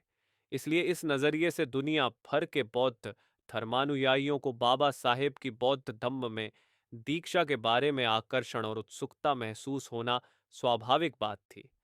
मूर्तिमान प्रज्ञा की प्राप्ति, हालांकि कहने में हर्ज नहीं कि इसके अलावा उन्हें एक और बात का आकर्षण था। बौद्ध धम्म में प्रज्ञा का स्थान सर्वश्रेष्ठ है। बौद्ध धम्म की शिक्षा में शांति, न्याय और प्रज्ञा इस तरह का क्रम है। बुद्ध यानी प्रज्ञावान और प्रज्ञा का अर्थ है ज्ञानवान और जीवन से मुक्त। बाबा साहेब की अलौकिक बुद्धमता की ओर नजर डालने पर लगता है कि उन्हें मूर्तिमान प्रज्ञा कहना अत्युक्ति नहीं होगी। इस प्रकार के प्रज्ञावान व्यक्ति दुर्लभ होते हैं। लाखों या करोड़ों रुपए खर्च करने के बाद भी ऐसे व्यक्ति से उनकी राय या उनका समर्थन प्राप्त करना मुश्किल होता है। ज्ञान अपूर्व मूल्य की चीज है। विज्ञान का ज्ञान गुप्त रूप से स्पष्ट करने की बात अब सब जानते हैं। उसकी रक्षा के लिए कितने पहरे बैठाए जाते हैं।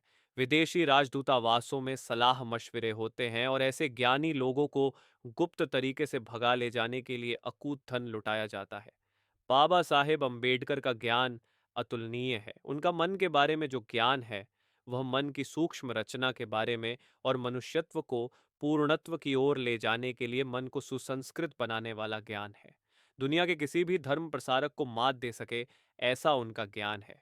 इसलिए ऐसे बाबा साहेब अंबेडकर ने बौद्ध धम्म को अपनाया है और अपना ज्ञान बौद्ध धर्म को समर्पित करने वाले बौद्ध धर्म के वे लगभग अकेले समर्थक बने हैं। आज के वह बुद्ध ही हैं। बाबा साहेब अंबेडकर की बौद्ध दीक्षा के कारण बौद्ध दुनिया के लिए अपूर्व ज्ञान समर्थक इन जरूरत के समय मिला है। इस नजरिए से भी सभी बौद्धजनों के लिए बाबा साहेब के ऊपर दिए गए अनुरोध के कारण बहुत हर्ष होना सहज है। भारत की दलित जनता की प्रतिक्रिया अप्रेमित आनंद की है। खासकर नागपुर और मुंबई तथा इन दो शहरों के बीच पड़ने वाले प्रदेश में उत्साह का मानो सागर ही लहराने लगा है। प्रबुद्ध भारत दलितों का मानव अधिकृत गजट ही है।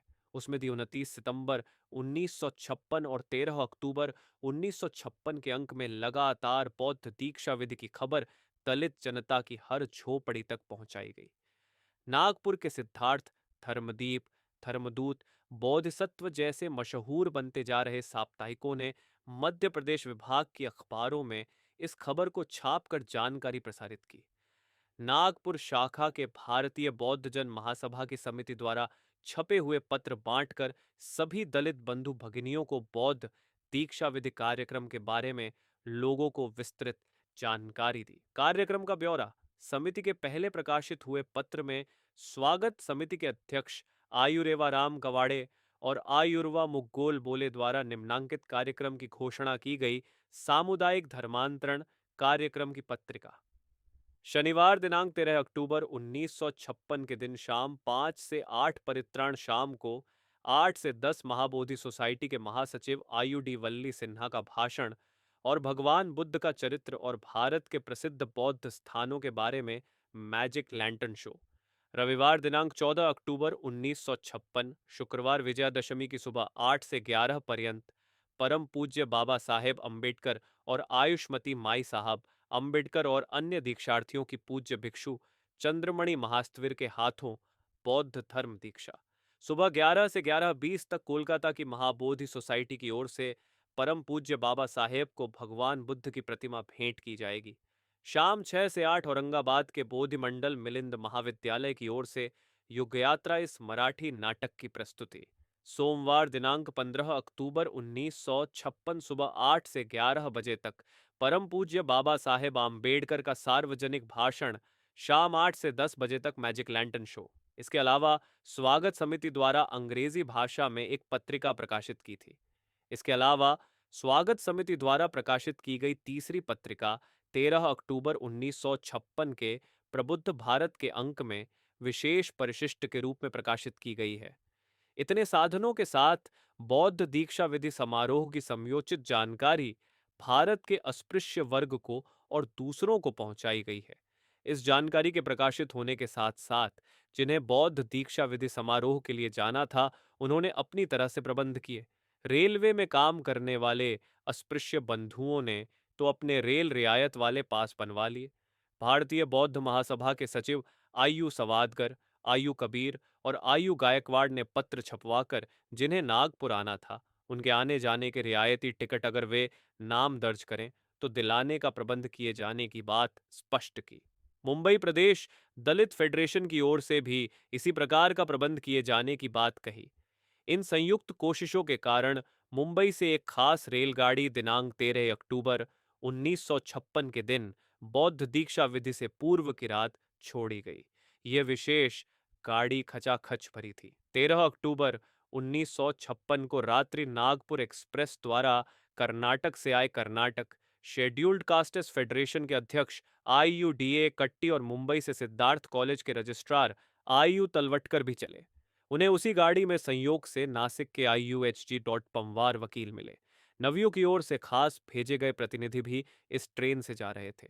विशेष ट्रेन से मुंबई प्रदेश शेड्यूल्ड कास्टेस फेडरेशन के महासचिव IU दहिविलकर, IURG खरात। इसके अलावा मुंबई की वार्ड कमेटियों के अनगिनत कार्यकर्ता आए थे। सबका जिक्र इस जगह करना केवल असंभव है, इतनी प्रचंड भीड़ वहां थी। यात्रा में गाड़ी से ये दीक्षार्थी लोग बाबा साहेब करे पुकार, बौद्ध धर्म का करो स्वीकार, भगवान बुद्ध की जय, बाबा साहेब आम्बेडकर की जय, ये और ऐसे नारे बार बार दे रहे थे। जगह जगह के स्टेशन इन नारों से गूंज उठे थे। मुंबई से नागपुर तक रात दिन जागृत जनता ही चली है। ऐसा वह अभूतपूर्व दृश्य था। इन लोगों में माता बहनों की संख्या करीब 1/3 थी। नागपुर रेलवे स्टेशन पर दिनांक 13 और 14 अक्टूबर 1956 के दिन आने वाली सभी रेलगाड़ियां बौद्ध धर्म में दीक्षा लेने की इच्छा रखने वालों से ही भर भर कर आ रही थी। नागपुर शहर के दक्षिण की ओर लगभग शहर के बाहर अंबाजरी नाम का रास्ता है। इस रास्ते से लगे करीब 14 एकड़ क्षेत्र का विस्तृत मैदान बौद्ध दीक्षा विधि के लिए तैयार किया गया था। इस मैदान के चारों ओर टाटों से अस्थायी चारदीवारी बनाई गई थी। मैदान के चारों ओर करीब 2000 से 3000 विद्युत दीपों मतलब बल्ब्स और लाइट की व्यवस्था की गई थी। महिलाओं के लिए आधे हिस्से में छोटे पंडाल में अलग व्यवस्था की गई थी। पुरुषों के लिए मैदान का बचा हुआ पूरा हिस्सा था ही। नागपुर का अंबाजरी रोड बाकी समय तो खाली ही पड़ा रहता है, लेकिन इस समारोह के कारण इस रोड पर अलग अलग तरह की दुकानें सजी थीं। लाल हाफ शर्ट्स पहने नागपुर के समता सैनिक दल द्वारा मैदान से पहले ही 4 फरलान की दूरी तक के रास्ते का इंतजाम रखा गया था। मुंबई का समता सैनिक दल भी मैदान में उपस्थित समुदाय का ख्याल रख रहे थे। इतनी भीड़ थी, लेकिन मध्य प्रदेश के केवल 10-11 पुलिस वाले दिखाई दे रहे थे। शांति और व्यवस्था का सारा इंतजाम स्वयं सेवकों द्वारा ही किया गया था। नागपुर का धमाल, नागपुर शहर दिनांक 14 की रात्रि 3 बजे ही जाग गया। कहें तो अत्युक्ति नहीं होगी। करीब 4 लाख लोग बाहर से आए हुए थे। उनकी रहने की व्यवस्था नागपुर शहर के जितने स्कूलों, हाई स्कूलों की खाली इमारतों में की गई थी। छुट्टियों के कारण ये इमारतें खाली पड़ी थीं। इन संस्था चालकों को जितना धन्यवाद दें कम है, लेकिन इतने लोगों के लिए स्कूल, हाई स्कूल कहाँ तक काफी होते। सुबह 3 बजे से ही शोभा यात्रा और नारों की शुरुआत हुई और नागपुर शहर जाग गया। सुबह से राम बाजरी रोड पर बड़ी भारी भीड़ जुटी थी। नागपुर के लोग ही कह रहे थे कि इस प्रकार का समुदाय और उत्साह आज तक नागपुर के किसी समारोह में देखने में नहीं आया। व्यापारी शहर नागपुर पर इस भीड़ का असर हुआ। रिक्शा, खान पान की चीजें आदि के दाम दुगने हुए। इस समारोह की व्यवस्था और जिम्मेदारी भारतीय बौद्ध महासभा नागपुर शाखा ने ली थी। इस जिम्मेदारी को मुख्य रूप से कवाड़ी, गोट बोले, पंच भाई आदि ने निभाया। उन्हें धन्यवाद देना उचित रहेगा। हृदय स्पर्शी प्रसंग, इस बौद्ध दीक्षा विधि का मन को छू लेने वाला परमोच्च प्रसंग यहाँ दर्ज करना होगा। बाबा साहेब आम्बेडकर ने जब कहा कि मनुष्य मात्र को नीच मानने वाले हिंदू धर्म का मैं त्याग करता हूं, ऐसा कहा तब उनका गला भर आया था और उनकी आंखों में आंसू चमक रहे थे। बाबा साहेब अम्बेडकर को उस समय कौन सा दुख सार रहा था? उनके जैसे घोर निश्चयी महापुरुष की आंखों में आंसू क्यों आए थे? हो सकता है उन्हें लगा हो कि मैंने ज्ञान प्राप्त करने की पराकाष्ठा की, अपने चरित्र को श्रेष्ठ रखा, निजी लाभ की परवाह नहीं की। कई ग्रंथ लिखकर भारत के विचारों का भंडार बढ़ाने में महत्वपूर्ण योगदान दिया। सच्चाई के साथ जीवन बिताया, यानी ज्ञान, सच्चापन और शील की कसौटी पर मैं किसी से कम नहीं हूं। पिछले 30 सालों से हिंदू धर्म की समाज रचना में ही रहा, लेकिन केवल अपने दलित बंधुओं को इज्जत और स्वाभिमान की राह बताता हूं।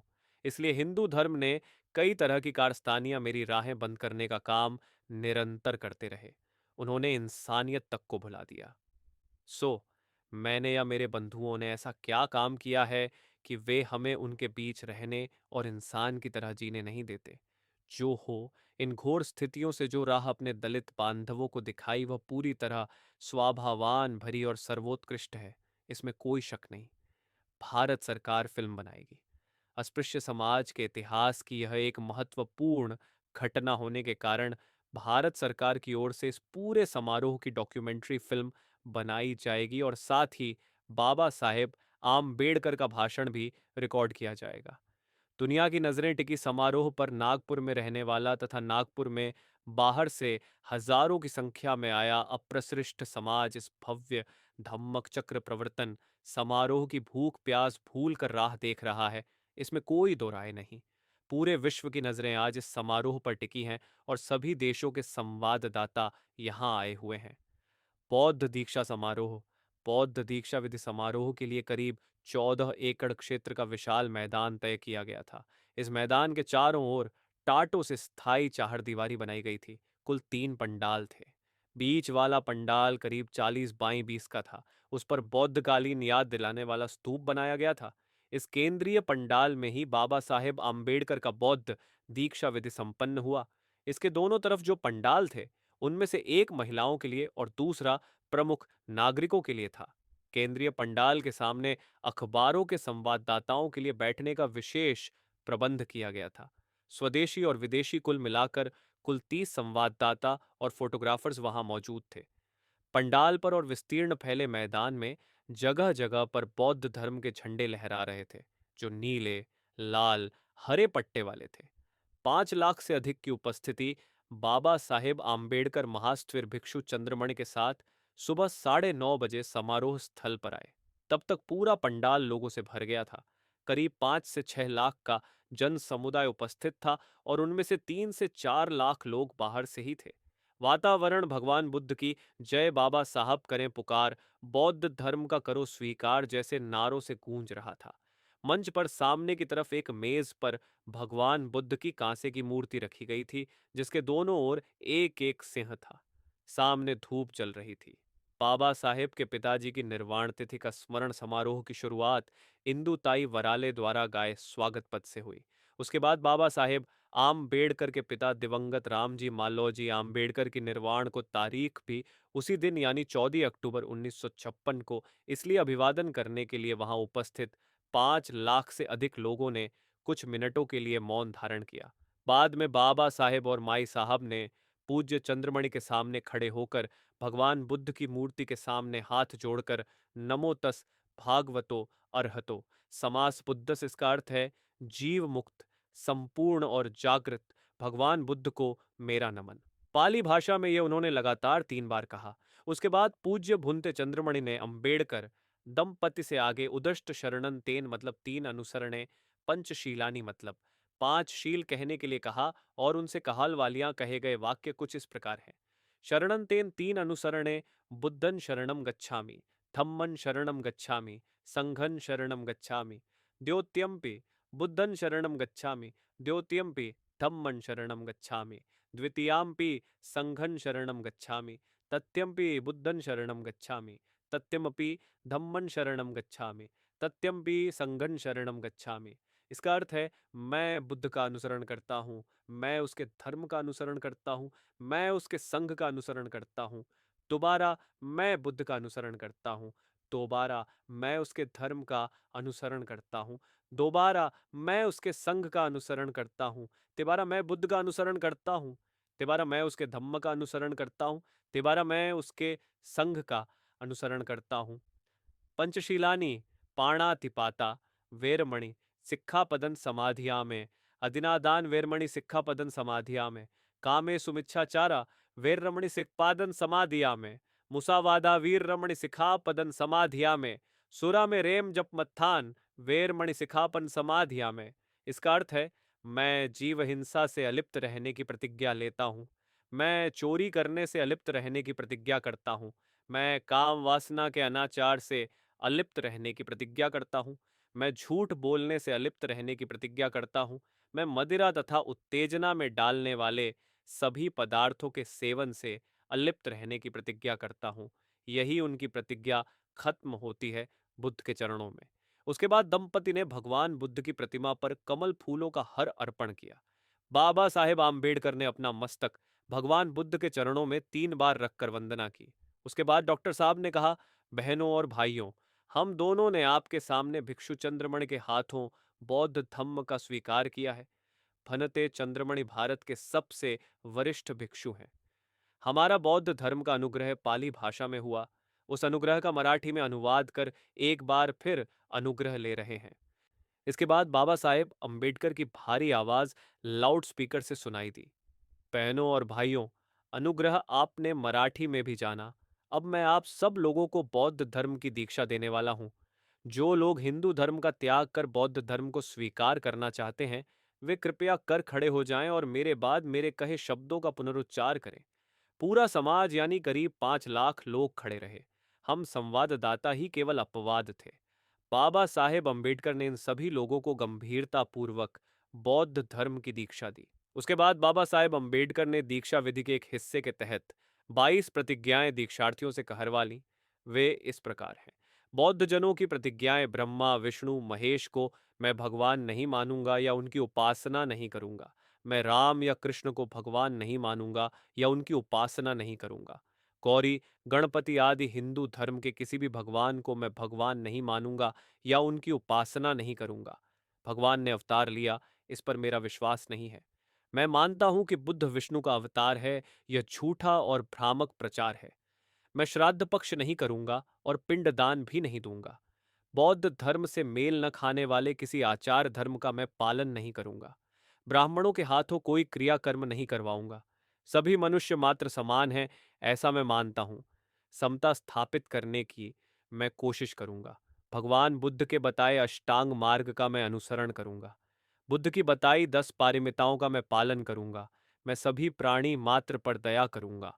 मैं चोरी नहीं करूंगा, मैं झूठ नहीं बोलूंगा, मैं व्यभिचार नहीं करूंगा, मैं शराब नहीं पीऊंगा। प्रज्ञा, शील और करुणा, इन 3 तत्वों के सहारे मैं अपना जीवन यापन करूंगा। मनुष्य मात्र के उत्कर्ष के लिए हानिकारक और मनुष्य मात्र को असमान और किसी को नीच मानने वाले अपने पूर्व हिंदू धर्म का मैं त्याग करता हूं और बुद्ध धम्म को स्वीकार करता हूं। बौद्ध धम्म सद्धर्म है, इसका मुझे पूरा पूरा यकीन है। मैं मानता हूं कि मेरा नए सिरे से जन्म हो रहा है। आज के बाद मैं बुद्ध की दी हुई शिक्षा के अनुसार ही चलूंगा। यही वे 22 प्रतिज्ञाएं खत्म होती हैं। ये समारोह करीब 50 मिनटों तक चलता रहा। बाबा साहेब और आयुष्मती माई साहब का दीक्षा विधि 9:40 से 9:45 के बीच 5 मिनटों में संपन्न हुआ। बौद्ध धम्म की दीक्षा लेने के बाद बाबा साहब को पुष्प मालाएं पहनाकर उनका स्वागत किया गया। 10 बजे सामुदायिक दीक्षा विधि संपन्न हुई। शरणों की 3 बार घोषणा के बाद बाबा साहेब की जय का निनाद वातावरण में गूंजा। इस समय अखिल महाबोधि समिति के उपस्थित वल्ली सिन्हा ने बाबा साहेब को एक चिकनी मिट्टी की बुद्ध प्रतिमा भेंट स्वरूप दी। बौद्ध धम्म की दीक्षा जिन्होंने ली, उनमें इन प्रमुख व्यक्तियों का समावेश था: राजा भाऊ खोबराडे, शेड्यूल्ड कास्टस फेडरेशन के उपस्थित महाराष्ट्र शाखा के अध्यक्ष भाकी गायकवाड़, आरडी भंडारे, अध्यक्ष मुंबई प्रदेश फेडरेशन, शांताबाई दानी, सीएन मोहिते, गोती परमाड़, गुजरात शाखा के अध्यक्ष बांका परमाड़, डीजी जाधव, आयुष्मती सरोजनी जाधव, पुणे के वीरा रणपिसे, ससालिकर, हरिदास आवले, सदानंद फुलझेले, अहोटे वीएस पगारे, उपसाम बीएस मोरे, पीएच वराले, थोंडीराम पगारे, यशवंतराव अंबेडकर, बाबा साहेब के पुत्र मुकुंदराव आम्बेडकर, बीसी कांबले आदि। इसी समय न्यू भवानी शंकर नियोगी, कुलकर्णी बुद्ध समिति के सचिव, औरंगाबाद के मिलिंद कॉलेज के प्राचार्य एमवी चिटनीस, बीएस कबीर आदि सवर्ण हिंदुओं ने भी बौद्ध धम्म की दीक्षा ली। सुबह 11 बजे तक यह समारोह चल रहा था।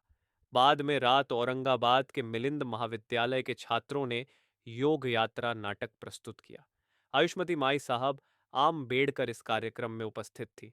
बड़ों के शुभ संदेश बाबा साहेब आम्बेडकर की बौद्ध दीक्षा विधि के उपलक्ष्य में ब्रह्मदेश के प्रधानमंत्री यू बासु और पूर्व प्रधानमंत्री यूनू, पूर्व पाकिस्तान बौद्धिस्ट कॉन्फ्रेंस के पूज्य प्रियदर्शी सेहाबिर, आंध्र बौद्धिस्ट एसोसिएशन के अध्यक्ष पीबी सेनगुप्ता, कोलकाता बौद्ध धर्म कुंवर सभा के अरविंद बारुआ, एमए पीएचडी, बार एटला, कोलंबो के एचडब्ल्यू अमर सूर्या, रंगून के महाथेरो, पन्ना लोक, कोजिकोड़े के महाबोधि बौद्धिस्ट मिशन के भिक्षु धर्मानंद आदि कई थेरु, बौद्ध भिक्षु और महापुरुषों के संदेश आए। दीक्षा विधि पूरी होने के बाद बाबा साहेब का अभिनंदन और उनके लिए अभीष्ट चिंतन करने वाले संदेश पढ़कर सुनाए गए। उनमें से चुनिंदा संदेश संक्षेप में आगे दिए जा रहे हैं। ब्रह्मदेश के प्रधानमंत्री यू बासुए और पूर्व प्रधानमंत्री यूनू अपने संदेश में कहते हैं, प्रधानमंत्री यू बासुए और पूर्व प्रधानमंत्री यूनू दोनों को दिनांक 14 अक्टूबर 1956 को नागपुर में होने वाले बाबा साहेब आम्बेडकर की दीक्षा विधि समारोह का आमंत्रण प्राप्त होने की खुशी है। दोनों पर काम की बहुत जिम्मेदारियां होने के कारण दिनांक 14 अक्टूबर को वे उपस्थित नहीं रह पाएंगे, इसका उन्हें खेद है। लेकिन यू बासुए और यूनू दोनों की ओर से इस कार्यक्रम के लिए तथा बाबा साहेब आम्बेडकर के लिए अति शुभ की कामना करते हैं और आम्बेडकर को धन्यवाद देते हैं। आम्बेडकर का बौद्ध धर्म दीक्षा विधि समारोह अपूर्व है। भारत और ब्रह्मदेश में भी उनके बारे में लोगों के मन में आदर की भावना है। कोलंबो के एचडब्ल्यू अमर सूर्या अपने संदेश में कहते हैं, दिनांक 14 अक्टूबर 1956 के दिन बाबा साहेब आम्बेडकर और उनके अनुयायी, उनके प्रशंसक बौद्ध धम्म दीक्षा लेने वाले हैं। ये पढ़कर मैं अति आनंदित हुआ। 14 अक्टूबर का दिन दुनिया के सभी बौद्ध लोगों को स्वर्णाक्षरों में लिखा जाएगा, इसमें कोई शक नहीं। पहले से तय कार्यक्रमों के कारण 14 तारीख को मैं नागपुर आ नहीं पाऊंगा। इसका मुझे खेद है। बाबा साहेब आम्बेडकर का मैं हार्दिक अभिनंदन करता हूं। आमतौर पर अखिल बौद्ध जनों के बीच बौद्ध शासन को ऊंचा दर्जा प्राप्त करवा लेने के लिए और खासकर वैज्ञानिक बुनियाद पर भारत में बौद्ध शासन फिर से स्थापित करने के लिए आम्बेडकर दीर्घायु हो। अरविंद बारुआ एमए पीएचडी बार एट लोकाता से भेजे संदेश में कहते हैं, बाबा साहेब आम्बेडकर तथा उनके अनुयायी बौद्ध दीक्षा लेकर बौद्ध जगत में समाविष्ट हो रहे हैं। मैं उनका मन से स्वागत करता हूं। बाबा साहेब आम्बेडकर ने बौद्ध दीक्षा लेने के बारे में लिया निर्णय युग प्रवर्तक है। उनके बारे में मेरे मन में परम आदर है। बौद्ध धम्म को फिर उच्च पद तक ले जाने में तथा आज की धर्म ग्लानि को दूर करने के लिए बाबा साहेब आम्बेडकर जैसे दैदीप्यमान व्यक्तित्व की दुनिया के बौद्ध जनों के लिए आज बेहद जरूरत है। उनके बहुआयामी व्यक्तित्व से तथा उनके ज्ञान से उन्हें दुनिया के बुद्ध शासन का आदर प्राप्त करेंगे, इसका मुझे यकीन है। मेरी विनती है कि वे इस महान कार्य के लिए आगे आए। 14 अक्टूबर 1956 के दिन नागपुर में हुए इस शुभ प्रसंग पर मैं अंतकरण से बाबा साहेब आम्बेडकर की महंत सीख से निष्ठा और उनके अनुयायियों के साथ विशुद्ध बंधुभाव व्यक्त करता हूँ। रंगून के महाथोरो युग पन्नालोक अपने संदेश में कहते हैं, 14 अक्टूबर 1956 के दिन बाबा साहेब आम्बेडकर और उनके अनुयायी बौद्ध दीक्षा लेकर भगवान बुद्ध की सीख के 3 आश्रयों की छत्र छाया में आएंगे। यह सुनकर हर्ष हुआ। मैं उन सभी के लिए शुद्ध और मुक्त जीवन की कामना करता हूँ। मैं प्रार्थना करता हूँ कि भगवान बुद्ध के अष्टामार्ग का सब अनुसरण करें और मानव मात्र का दुख समाप्त कर सच्ची शांति का प्रतीक निर्वाण उन्हें प्राप्त हो। 14 सोमवार दिनांक 15 अक्टूबर 1956 के दिन सुबह 10 से 12 बजे के बीच बाबा साहेब आम्बेडकर का बौद्ध धर्म को स्वीकार करने के बारे में स्फूर्तिदायक और अत्यंत भावनाकुल होकर कहे गए जानकारी से भरा भाषण हुआ। लाखों लोग उनका भाषण धूप में खड़े रहकर या जहां भी जगह मिले वहां बैठकर एकाग्र मन से सुन रहे थे। उन्होंने कहा, सभी बौद्ध जनों और उपस्थित में मानो कल और आज सुबह बौद्ध दीक्षा लेने और देने का जो समारोह यहाँ हुआ उसके बारे में लोगों को थोड़ा मुश्किल लग रहा होगा। उनके हिसाब से कल का कार्यक्रम आज और आज का कार्यक्रम कल होना चाहिए था। यह जानना जरूरी है कि हमने इस कार्य की जिम्मेदारी क्यों ली, उसकी क्या जरूरत थी, इसे हासिल क्या होगा। ये बातें जानने के बाद ही हमारे काम की नींव मजबूत होगी। ये सब जानने का काम असल में कल ही होना चाहिए था, लेकिन कुछ बातें इतनी अनिश्चित होती हैं कि वे अपने समय से होती रहती हैं। यह विधि भी इसी प्रकार संपन्न हुई। ये सच है। हालांकि कार्यक्रमों के दिनों की अदला बदली होने से बहुत नुकसान नहीं हुआ है। कई लोग मुझसे पूछते हैं कि आपने इस काम के लिए नागपुर शहर को ही क्यों चुना, किसी और जगह यह कार्यक्रम क्यों नहीं किया। कुछ लोग कहते हैं कि आरएसएस के राष्ट्रीय स्वयंसेवक संघ की बड़ी पलटन नागपुर में होने के कारण उनके सीने पर सवार होकर इस काम को पूरा करने के इरादे से हमने इस सभा का आयोजन नागपुर में किया। इस कथन में कोई सच्चाई नहीं। इस कारण हमने यह कार्य नागपुर में नहीं रखा है। हमारा काम इतना बड़ा है कि जीवन का हर एक मिनट लगाने पर भी समय कम पड़े। अपनी नाक खुजाल कर औरों को अपशकुन करने के लिए मेरे पास समय नहीं है। इस जगह को चुनने के पीछे कोई और कारण है। जिन्होंने बौद्ध धर्म के बारे में पढ़ा हो वे जानते होंगे कि भारत में बौद्ध धर्म के प्रसार का काम नाग लोगों ने किया। नाग लोग आर्यों के भयंकर दुश्मन थे। आर्य और अनार्यों में भयंकर लड़ाइयां हुआ करती थीं और आर्यों द्वारा नागों को जलाकर मार डाले जाने का जिक्र पुराणों में मिलता है। अगस्ती मुनि सिर्फ एक नाग मनुष्य को बचा पाए थे। हम सब उसी के वंशज हैं। जिन लोगों को इतनी मुसीबतें सहनी पड़ी, उन्हें फिर ऊपर आने के लिए किसी महापुरुष की जरूरत थी। उन्हें गौतम बुद्ध में वह महापुरुष मिला। भगवान बुद्ध का उपदेश नाग लोगों ने पूरे भारत में फैलाया। इसलिए हम नाग लोग हैं। नाग लोगों का प्रमुख स्थान नागपुर और उसके आसपास था, ऐसा पता चलता है। इसीलिए इस शहर को नागपुर यानी नागों का गांव कहा जाता है। यहाँ से करीब 27 मील की दूरी पर नागार्जुन का टीला है। पास से बहने वाली नाग नदी है, यानी नदी का नाम यहाँ रहने वाले लोगों के नाम से पड़ा है।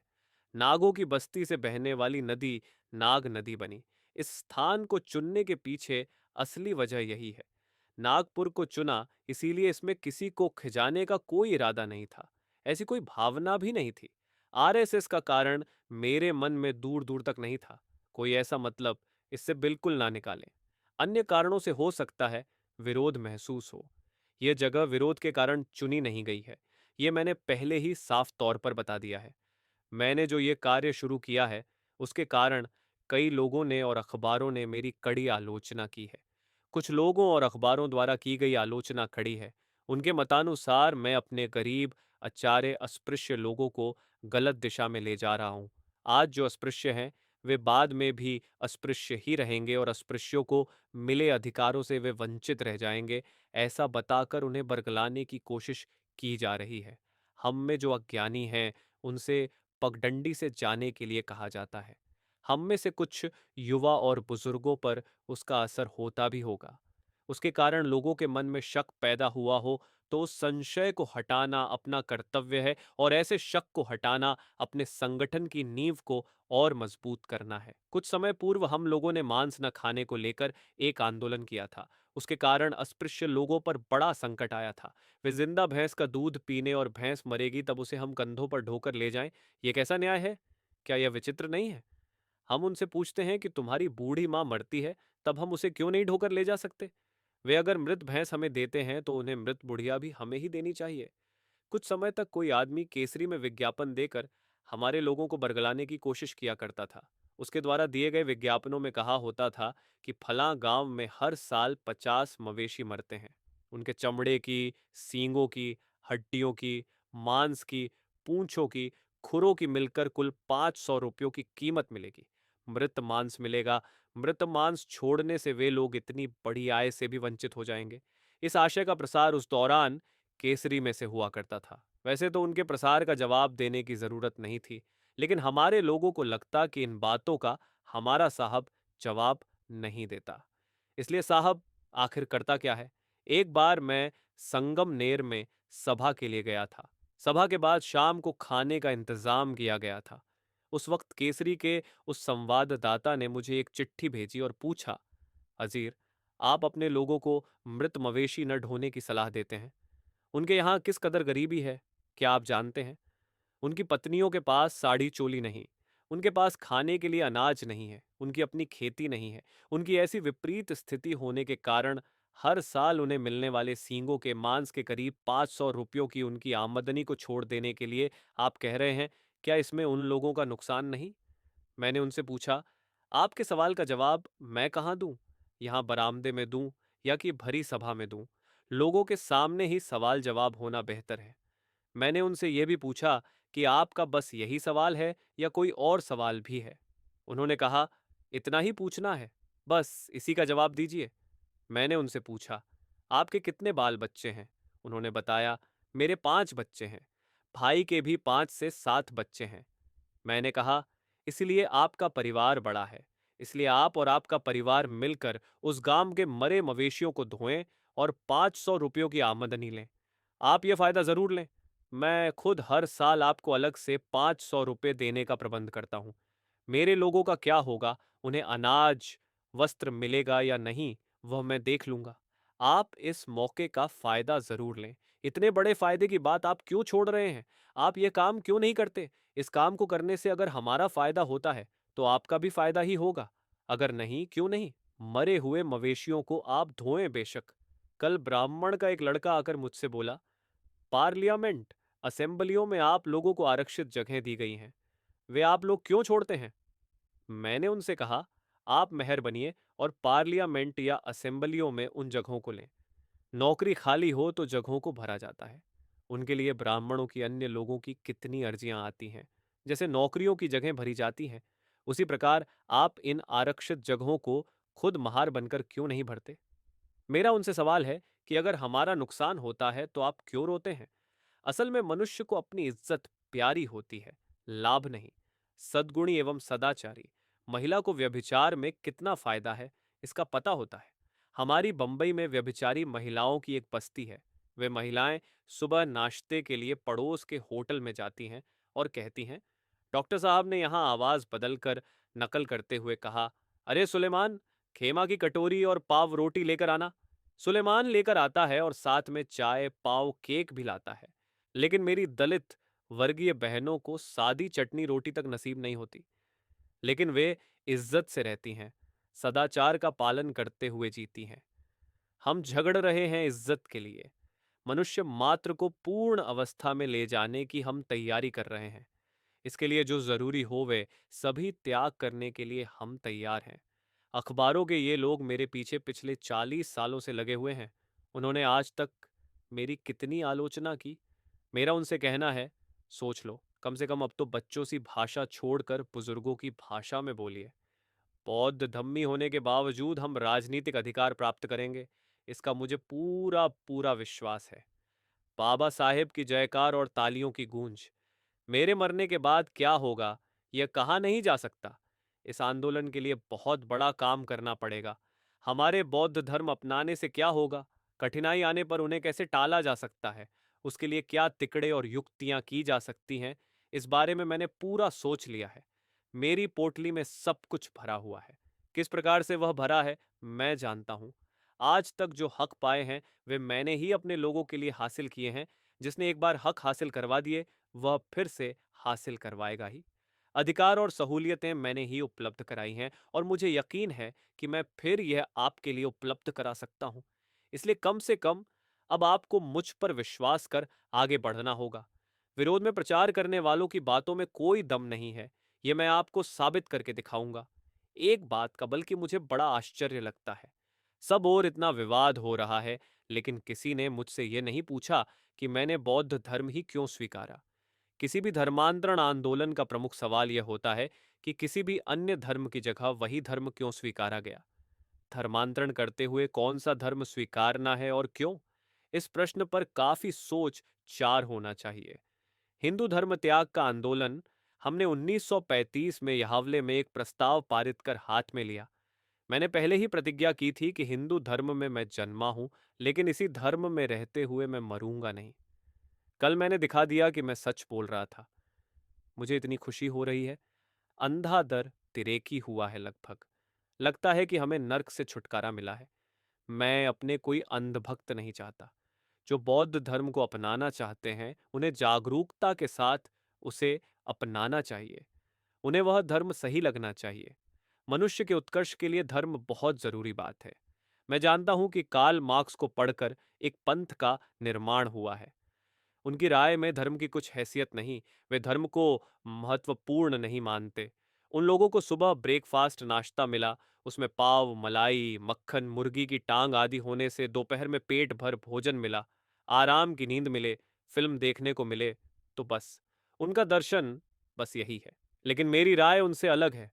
मेरे पिता गरीब थे, इसलिए ऐसा सुख मुझे नहीं मिला है। किसी ने जीवन में उतनी मेहनत नहीं की होगी जितनी मैंने की है। इसीलिए सुख संतोष के बगैर इंसान का जीवन कितना कष्टमय होता है, मैं जानता हूं। आर्थिक उन्नति के लिए आंदोलन की जरूरत है, यह मैं मानता हूं। मैं इसे आंदोलन के खिलाफ नहीं हूं। इंसान को आर्थिक उन्नति प्राप्त करनी ही होगी। लेकिन मेरी राय में और इसमें एक महत्वपूर्ण फर्क है। भैंसा, बैल और मनुष्य में फर्क है। भैंसे और बैल को हर रोज चारे की जरूरत होती है। मनुष्य को भी अन्न की जरूरत होती है। दोनों में फर्क यह है कि भैंसे या बैल के पास मन नहीं है। मनुष्य के पास शरीर के साथ मन भी है, इसलिए उसे दोनों के बारे में सोचना होगा। मन का विकास होना चाहिए। मन सुसंस्कृत बनना चाहिए, उसे सुसंस्कारित बनाना चाहिए। जिस देश के लोग यह कहते हैं कि खाना ना हो तो मनुष्य सुसंस्कृत नहीं हो सकता, उस देश के साथ अथवा उन लोगों के साथ ताल्लुक रखना भी मुझे पसंद नहीं। जनता से संबंध रखते हुए मनुष्य का शरीर जिस प्रकार निरोग होना चाहिए, उसी प्रकार सुदृढ़ शरीर के साथ मनुष्य का मन भी सुसंस्कारित होना चाहिए। वरना मानव जाति का विकास हुआ है, ऐसा कहा नहीं जा सकता। मनुष्य का शरीर या मन क्यों रोगी बनता है? क्योंकि या तो उसे शारीरिक पीड़ा होती है अथवा उसके मन में उत्साह नहीं होता। मन में उत्साह न हो तो प्रगति कैसे होगी? उत्साह न होने के क्या कारण होते हैं? पहला कारण यही कि मनुष्य को ऐसे रखा गया है कि उन्हें ऊपर आने का मौका ही नहीं मिलता या उसे प्रगति की कोई उम्मीद नजर नहीं आती। फिर उसके मन में उत्साह कहाँ से आएगा? वह रोगी बन जाता है। जिस व्यक्ति को अपनी कृति का फल मिलता है, उसे उत्साह होता है।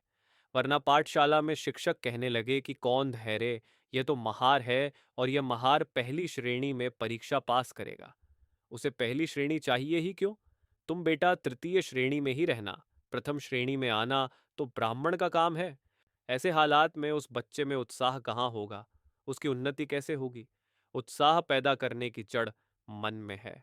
जिसका शरीर और मन तंदुरुस्त होगा, जो हिम्मत वाला होगा, विपरीत हालात से भिद्द कर पार पा सकता है, ऐसा विश्वास जिसके पास होगा, उसी के मन में विश्वास पैदा होता है और उसकी प्रकृति होती है। हिंदू धर्म में कुछ ऐसी कुत्सित भावनाएं पैदा की गई हैं कि उत्साह महसूस ही नहीं होता। मनुष्य को हतोत्साहित करने वाली स्थितियां हजारों सालों तक टिकी रही, तो उससे से ज्यादा क्लर्की करने वाले पैदा होंगे। इससे बेहतर और क्या हो सकता है? इन क्लर्कों की रक्षा करने के लिए बड़ा क्लर्क चाहिए। मनुष्य के उत्साह का अगर कोई कारण है, तो वह है उसका मन। आप मिल मालिकों को जानते हैं। वे मिलों में मैनेजरों की नियुक्ति करते हैं और उनके जरिए मिल का काम करवा लेते हैं। मिल के मालिक किसी ना किसी तरह के नशे के आदी होते हैं। उनके मन का सुसंस्कार, पूर्ण विकास नहीं हुआ होता। अपने मन को उत्साह महसूस हो, इसके लिए हमने आंदोलन किया और तब जाकर हमें पढ़ने का मौका मिला। मैंने लंगोट पहनकर पढ़ने की शुरुआत की। स्कूल में मुझे कभी पीने के लिए पानी तक नहीं मिला। पानी के बगैर मैंने स्कूल में कई दिन बिताए। मुंबई के एल्फिंस्टन कॉलेज में भी ऐसा ही हाल था। ऐसे हालात में और क्या निर्माण होना था? क्लर्की ही निर्माण होगी। मैं दिल्ली के जीक्यूटिव काउंसिल में था। तब लॉर्ड लिनलिथगो भारत के वायसर्व थे। मैंने उनसे कहा, आप आम खर्च तो करते ही हैं और मुसलमानों के लिए अलीगढ़ विश्वविद्यालय को 3 लाख रुपए शिक्षा के लिए खर्च देते हैं। उसी प्रकार बनारस के हिंदू विश्वविद्यालय के लिए भी आप 3 लाख रुपया देते हैं। लेकिन हम न तो हिंदू हैं न मुसलमान। हमारे लिए अगर कुछ करना हो तो उनकी तुलना में 1000 गुना अधिक करना होगा। कम से कम हमारे लिए आपने मुसलमानों के लिए जितना किया है, उतना तो कीजिए। तब लिनलिथगो ने बताया, आप इस बारे में जो कुछ लिखकर लाना चाहते हैं, वह ले आइए। उनके अनुसार मैंने एक मेमोरेंडम लिखा। आज भी वह मेरे पास है। यूरोपियन लोग बड़े सहानुभूति वाले थे। उन्होंने मेरा कहा माना। लेकिन बात अड़ी इस बात पर कि यह खर्च किस मद में दिखाया जाए। उन्हें लगता था कि हमारी बेटियां पढ़ी लिखी नहीं हैं। उन्हें पढ़ाना चाहिए। उनके लिए बोर्डिंग्स खोलें और उस पर व्यय पैसे खर्च किए जाएं। हमारी बेटियों को अगर पढ़ा भी दिया जाए, तो अलग अलग व्यंजन बनाने के लिए घर में सामान कहाँ है? इसलिए आखिर उनकी शिक्षा का असर क्या होगा? अन्य मदों की रकमें सरकार ने खर्च की और शिक्षा के लिए रखी रकम की राह में रोड़ा अटका के रखा। इसलिए एक दिन मैं लिन लिथगो के पास गया। शिक्षा के लिए रखी रकम के बारे में बोलना था। मैंने कहा, अगर आप गुस्सा ना हो तो मुझे एक सवाल पूछना है। मैं अकेला क्या 50 ग्रेजुएट्स की बराबरी का हूं या नहीं? उन्हें यह बात माननी ही पड़ी। मैंने उनसे पूछा, बताइए, इसकी वजह क्या है? उन्होंने कहा, कारण हमें पता नहीं है। मैंने कहा कि मुझ में इतनी विद्वत्ता है कि मैं राजमहल के शिखर पर जाकर बैठ सकता हूं। मुझे मेरे जैसे ही लोग चाहिए, क्योंकि शिखर से सब दूर निगरानी की जा सकती है। हमारे लोगों की रक्षा करनी हो तो इस प्रकार शिकार करने वाले लोगों का निर्माण होने चाहिए। क्लर्क टाइप के लोग क्या करेंगे? लिनलिथगो को मेरी बात सही लगी। उस साल 16 बच्चों को विदेश में उच्च शिक्षा के लिए भेजा गया। यह बात अलहदा है कि कुछ मटके कच्चे होते हैं, कुछ पक्के। उसी तरह उन 16 में से कुछ कच्चे निकले, कुछ पक्के।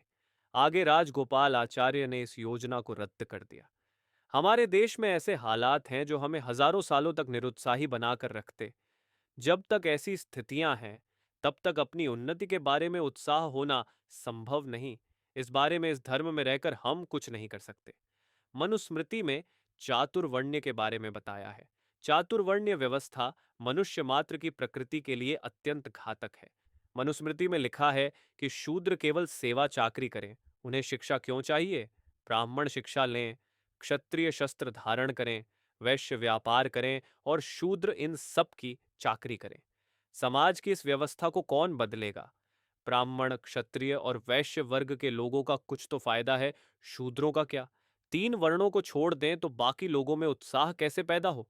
चातुर्वर्ण्य की व्यवस्था ऐसे ही लागू नहीं हुई है। वह रूढ़ी नहीं, वह धर्म है। हिंदू धर्म में समता नहीं है।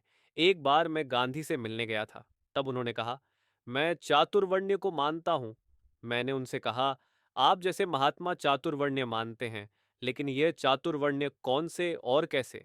हाथ के पंजे की उंगलियां एक के ऊपर एकाइनी इस प्रकार पकड़कर यह चातुर्वर्ण्य उल्टे हैं या कि सीधे? चातुर्वर्ण्य की शुरुआत किस तरफ से और अंत किस ओर? गांधी ने इस सवाल का जवाब नहीं दिया, और देते भी क्या?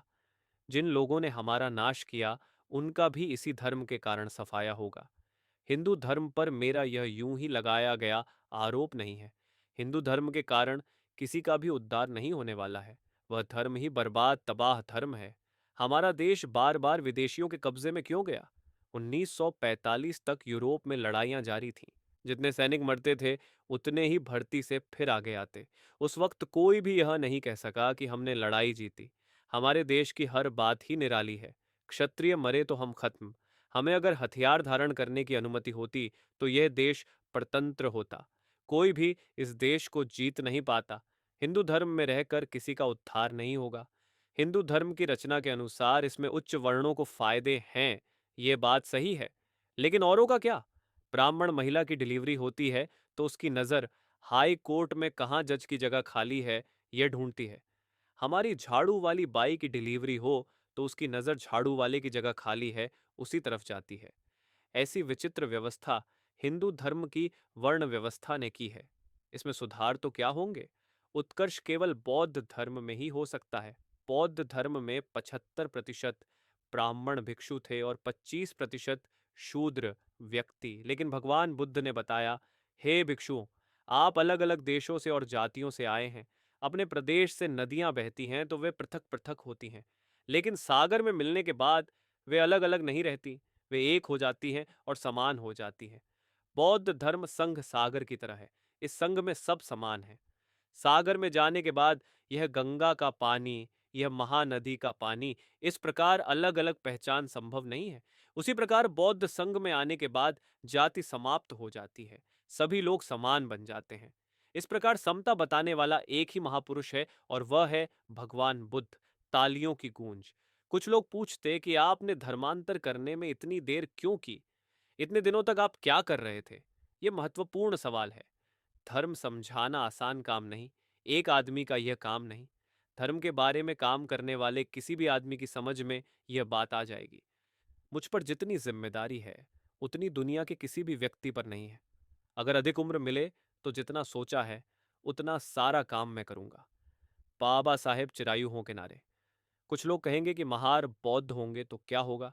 मैं उनसे कहूंगा कि ऐसा ना कहे। ऐसा कहना उनके लिए जोखिम भरा साबित होगा। उच्च और संपन्न वर्ग को धर्म की आवश्यकता महसूस नहीं होगी। उनमें से अधिकारी लोगों के पास रहने के लिए बमिला है। उनकी सेवा के लिए नौकर चाकर हैं। उनके पास धन संपत्ति है। उन्हें सम्मान मिलता है। ऐसे लोगों के लिए धर्म के बारे में सोचना या चिंता की जरूरत नहीं है। धर्म की जरूरत गरीबों को है। पीड़ित लोगों को धर्म की आवश्यकता है। गरीब मनुष्य आशा के सहारे जीता है। खत्म। जीवन की जड़ आशा में ही है। आशा ही खत्म हो तो जीवन कैसे रहे? धर्म आशावान बनाता है। पीड़ितों को, गरीबों को संदेश देता है, डरना मत, सब ठीक होगा। जीवन आशावान बनेगा। इसलिए गरीब और पीड़ित लोग धर्म से चिपके रहते हैं। यूरोप में जब ईसाई धर्म ने प्रवेश किया, तब रोम तथा आसपास के देशों की हालत बहुत अकस्ता थी। लोगों को पेट भर खाना भी नसीब नहीं होता था। उस समय गरीब लोगों को खिचड़ी परोसी जाती थी। उस वक्त ईसा मसीह के कौन अनुयायी बने? गरीब पीड़ित लोग ही उनके अनुयायी बने।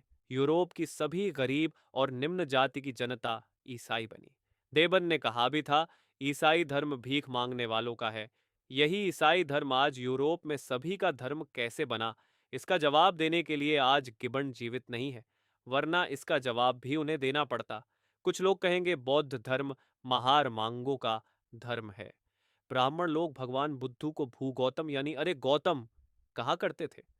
ब्राह्मण बुद्ध को इस प्रकार निम्न कोटि का कहते, उन्हें चिढ़ाते। लेकिन राम, कृष्ण, शंकर की मूर्तियां अगर बेचने के लिए विदेशों में रखी जाएं तो कितनी बिकेंगी? ये देखिए, बुद्ध की मूर्ति रखे तो एक भी बाकी नहीं बचेगी। तालियों की गड़गड़ाहट। अब घर में, भारत में ये बहुत हुआ। बाहर भी कुछ करिश्मा दिखाई। दुनिया में नाम है तो केवल बुद्ध का।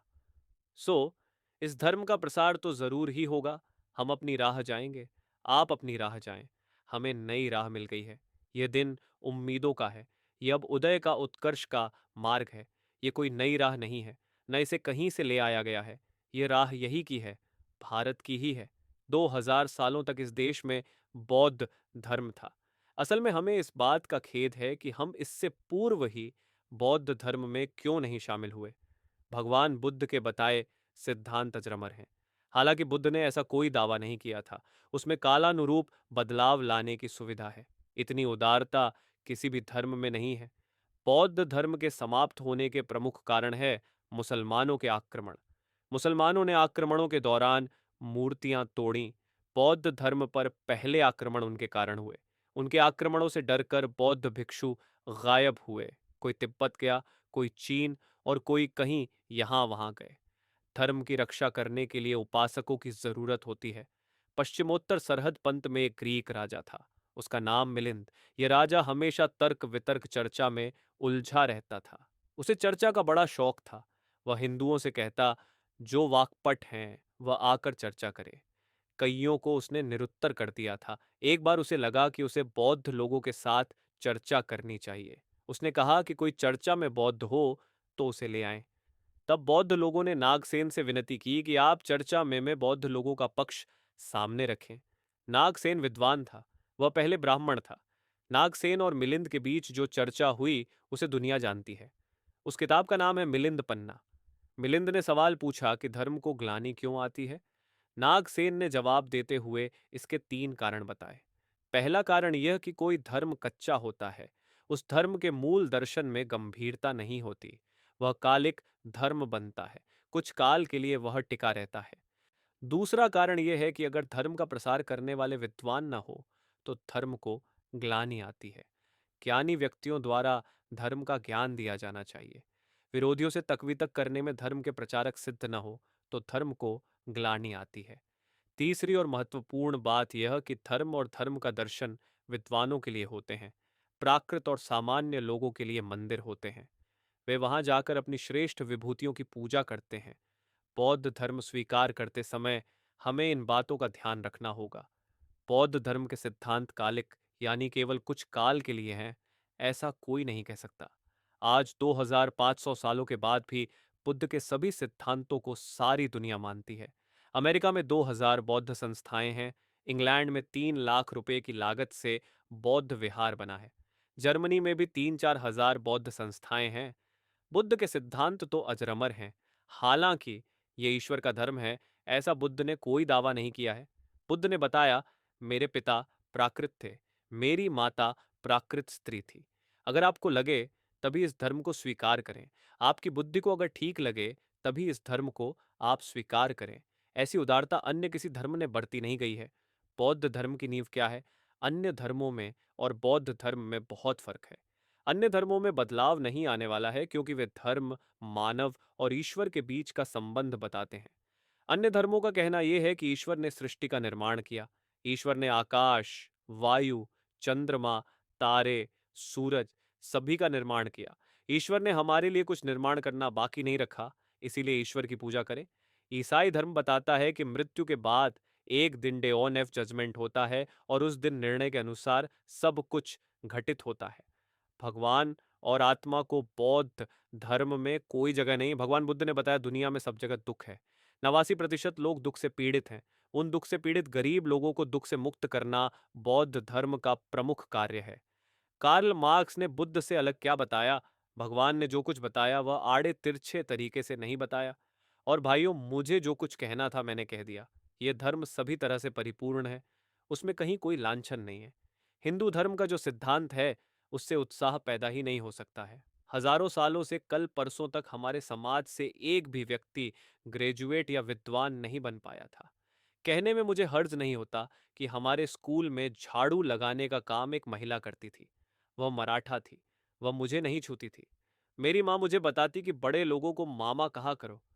पोस्टमैन को मैं मामा कहता था। हंसी के पौवारे। बचपन में एक बार स्कूल में मुझे प्यास लगी थी। मैंने अध्यापक से कहा। अध्यापक ने कहीं और से चपरासी को बुलाकर उसे मेरे साथ भेजा और कहा कि इसे नल पर ले जाओ। हम नल के पास पहुंचे। चपरासी ने नल खोला और मैंने पानी पिया। मुझे स्कूल में पीने के लिए पानी तक नहीं मिलता था। आगे मुझे डिस्ट्रिक्ट जज की नौकरी दी गई थी, लेकिन मैंने उस बला को अपने गले पड़ने नहीं दिया। मैंने नौकरी नहीं की क्योंकि मेरे सामने सवाल था कि अगर मैं नौकरी करूं तो मेरे भाइयों के लिए कौन काम करेगा। इसीलिए मैं नौकरी के बंधन में नहीं बंधा। निजी तौर पर मेरे लिए कोई बात असंभव नहीं है। तालियां आपके सिर पर वैश्य, क्षत्रिय, ब्राह्मण, इस प्रकार जो रचना है वह कैसे टूटेगी, यह असली सवाल है। इसीलिए इस धर्म का सभी प्रकार का ज्ञान आप लोगों को करवाना मेरा कर्तव्य है। मैं किताबें लिखकर आपकी आशंकाएं दूर करूंगा। ज्ञान की पूर्ण अवस्था तक आप लोगों को ले जाने की पूरी कोशिश करूंगा। कम से कम आज आपको मुझ पर विश्वास रखना होगा। हालांकि आप लोगों पर भी बहुत बड़ी जिम्मेदारी है। आपके बारे में लोगों को आदर महसूस हो, सम्मान, इस प्रकार आपके कार्य होने चाहिए। इस धर्म के रूप में हम अपने गले में एक लाश बांध रहे हैं, ऐसा ना सोचे। बौद्ध धर्म के नजरिए से फिलहाल भारत की भूमि शून्यवत है। इसीलिए हमें श्रेष्ठ तरीके से धर्म का पालन करने का निश्चय करना होगा।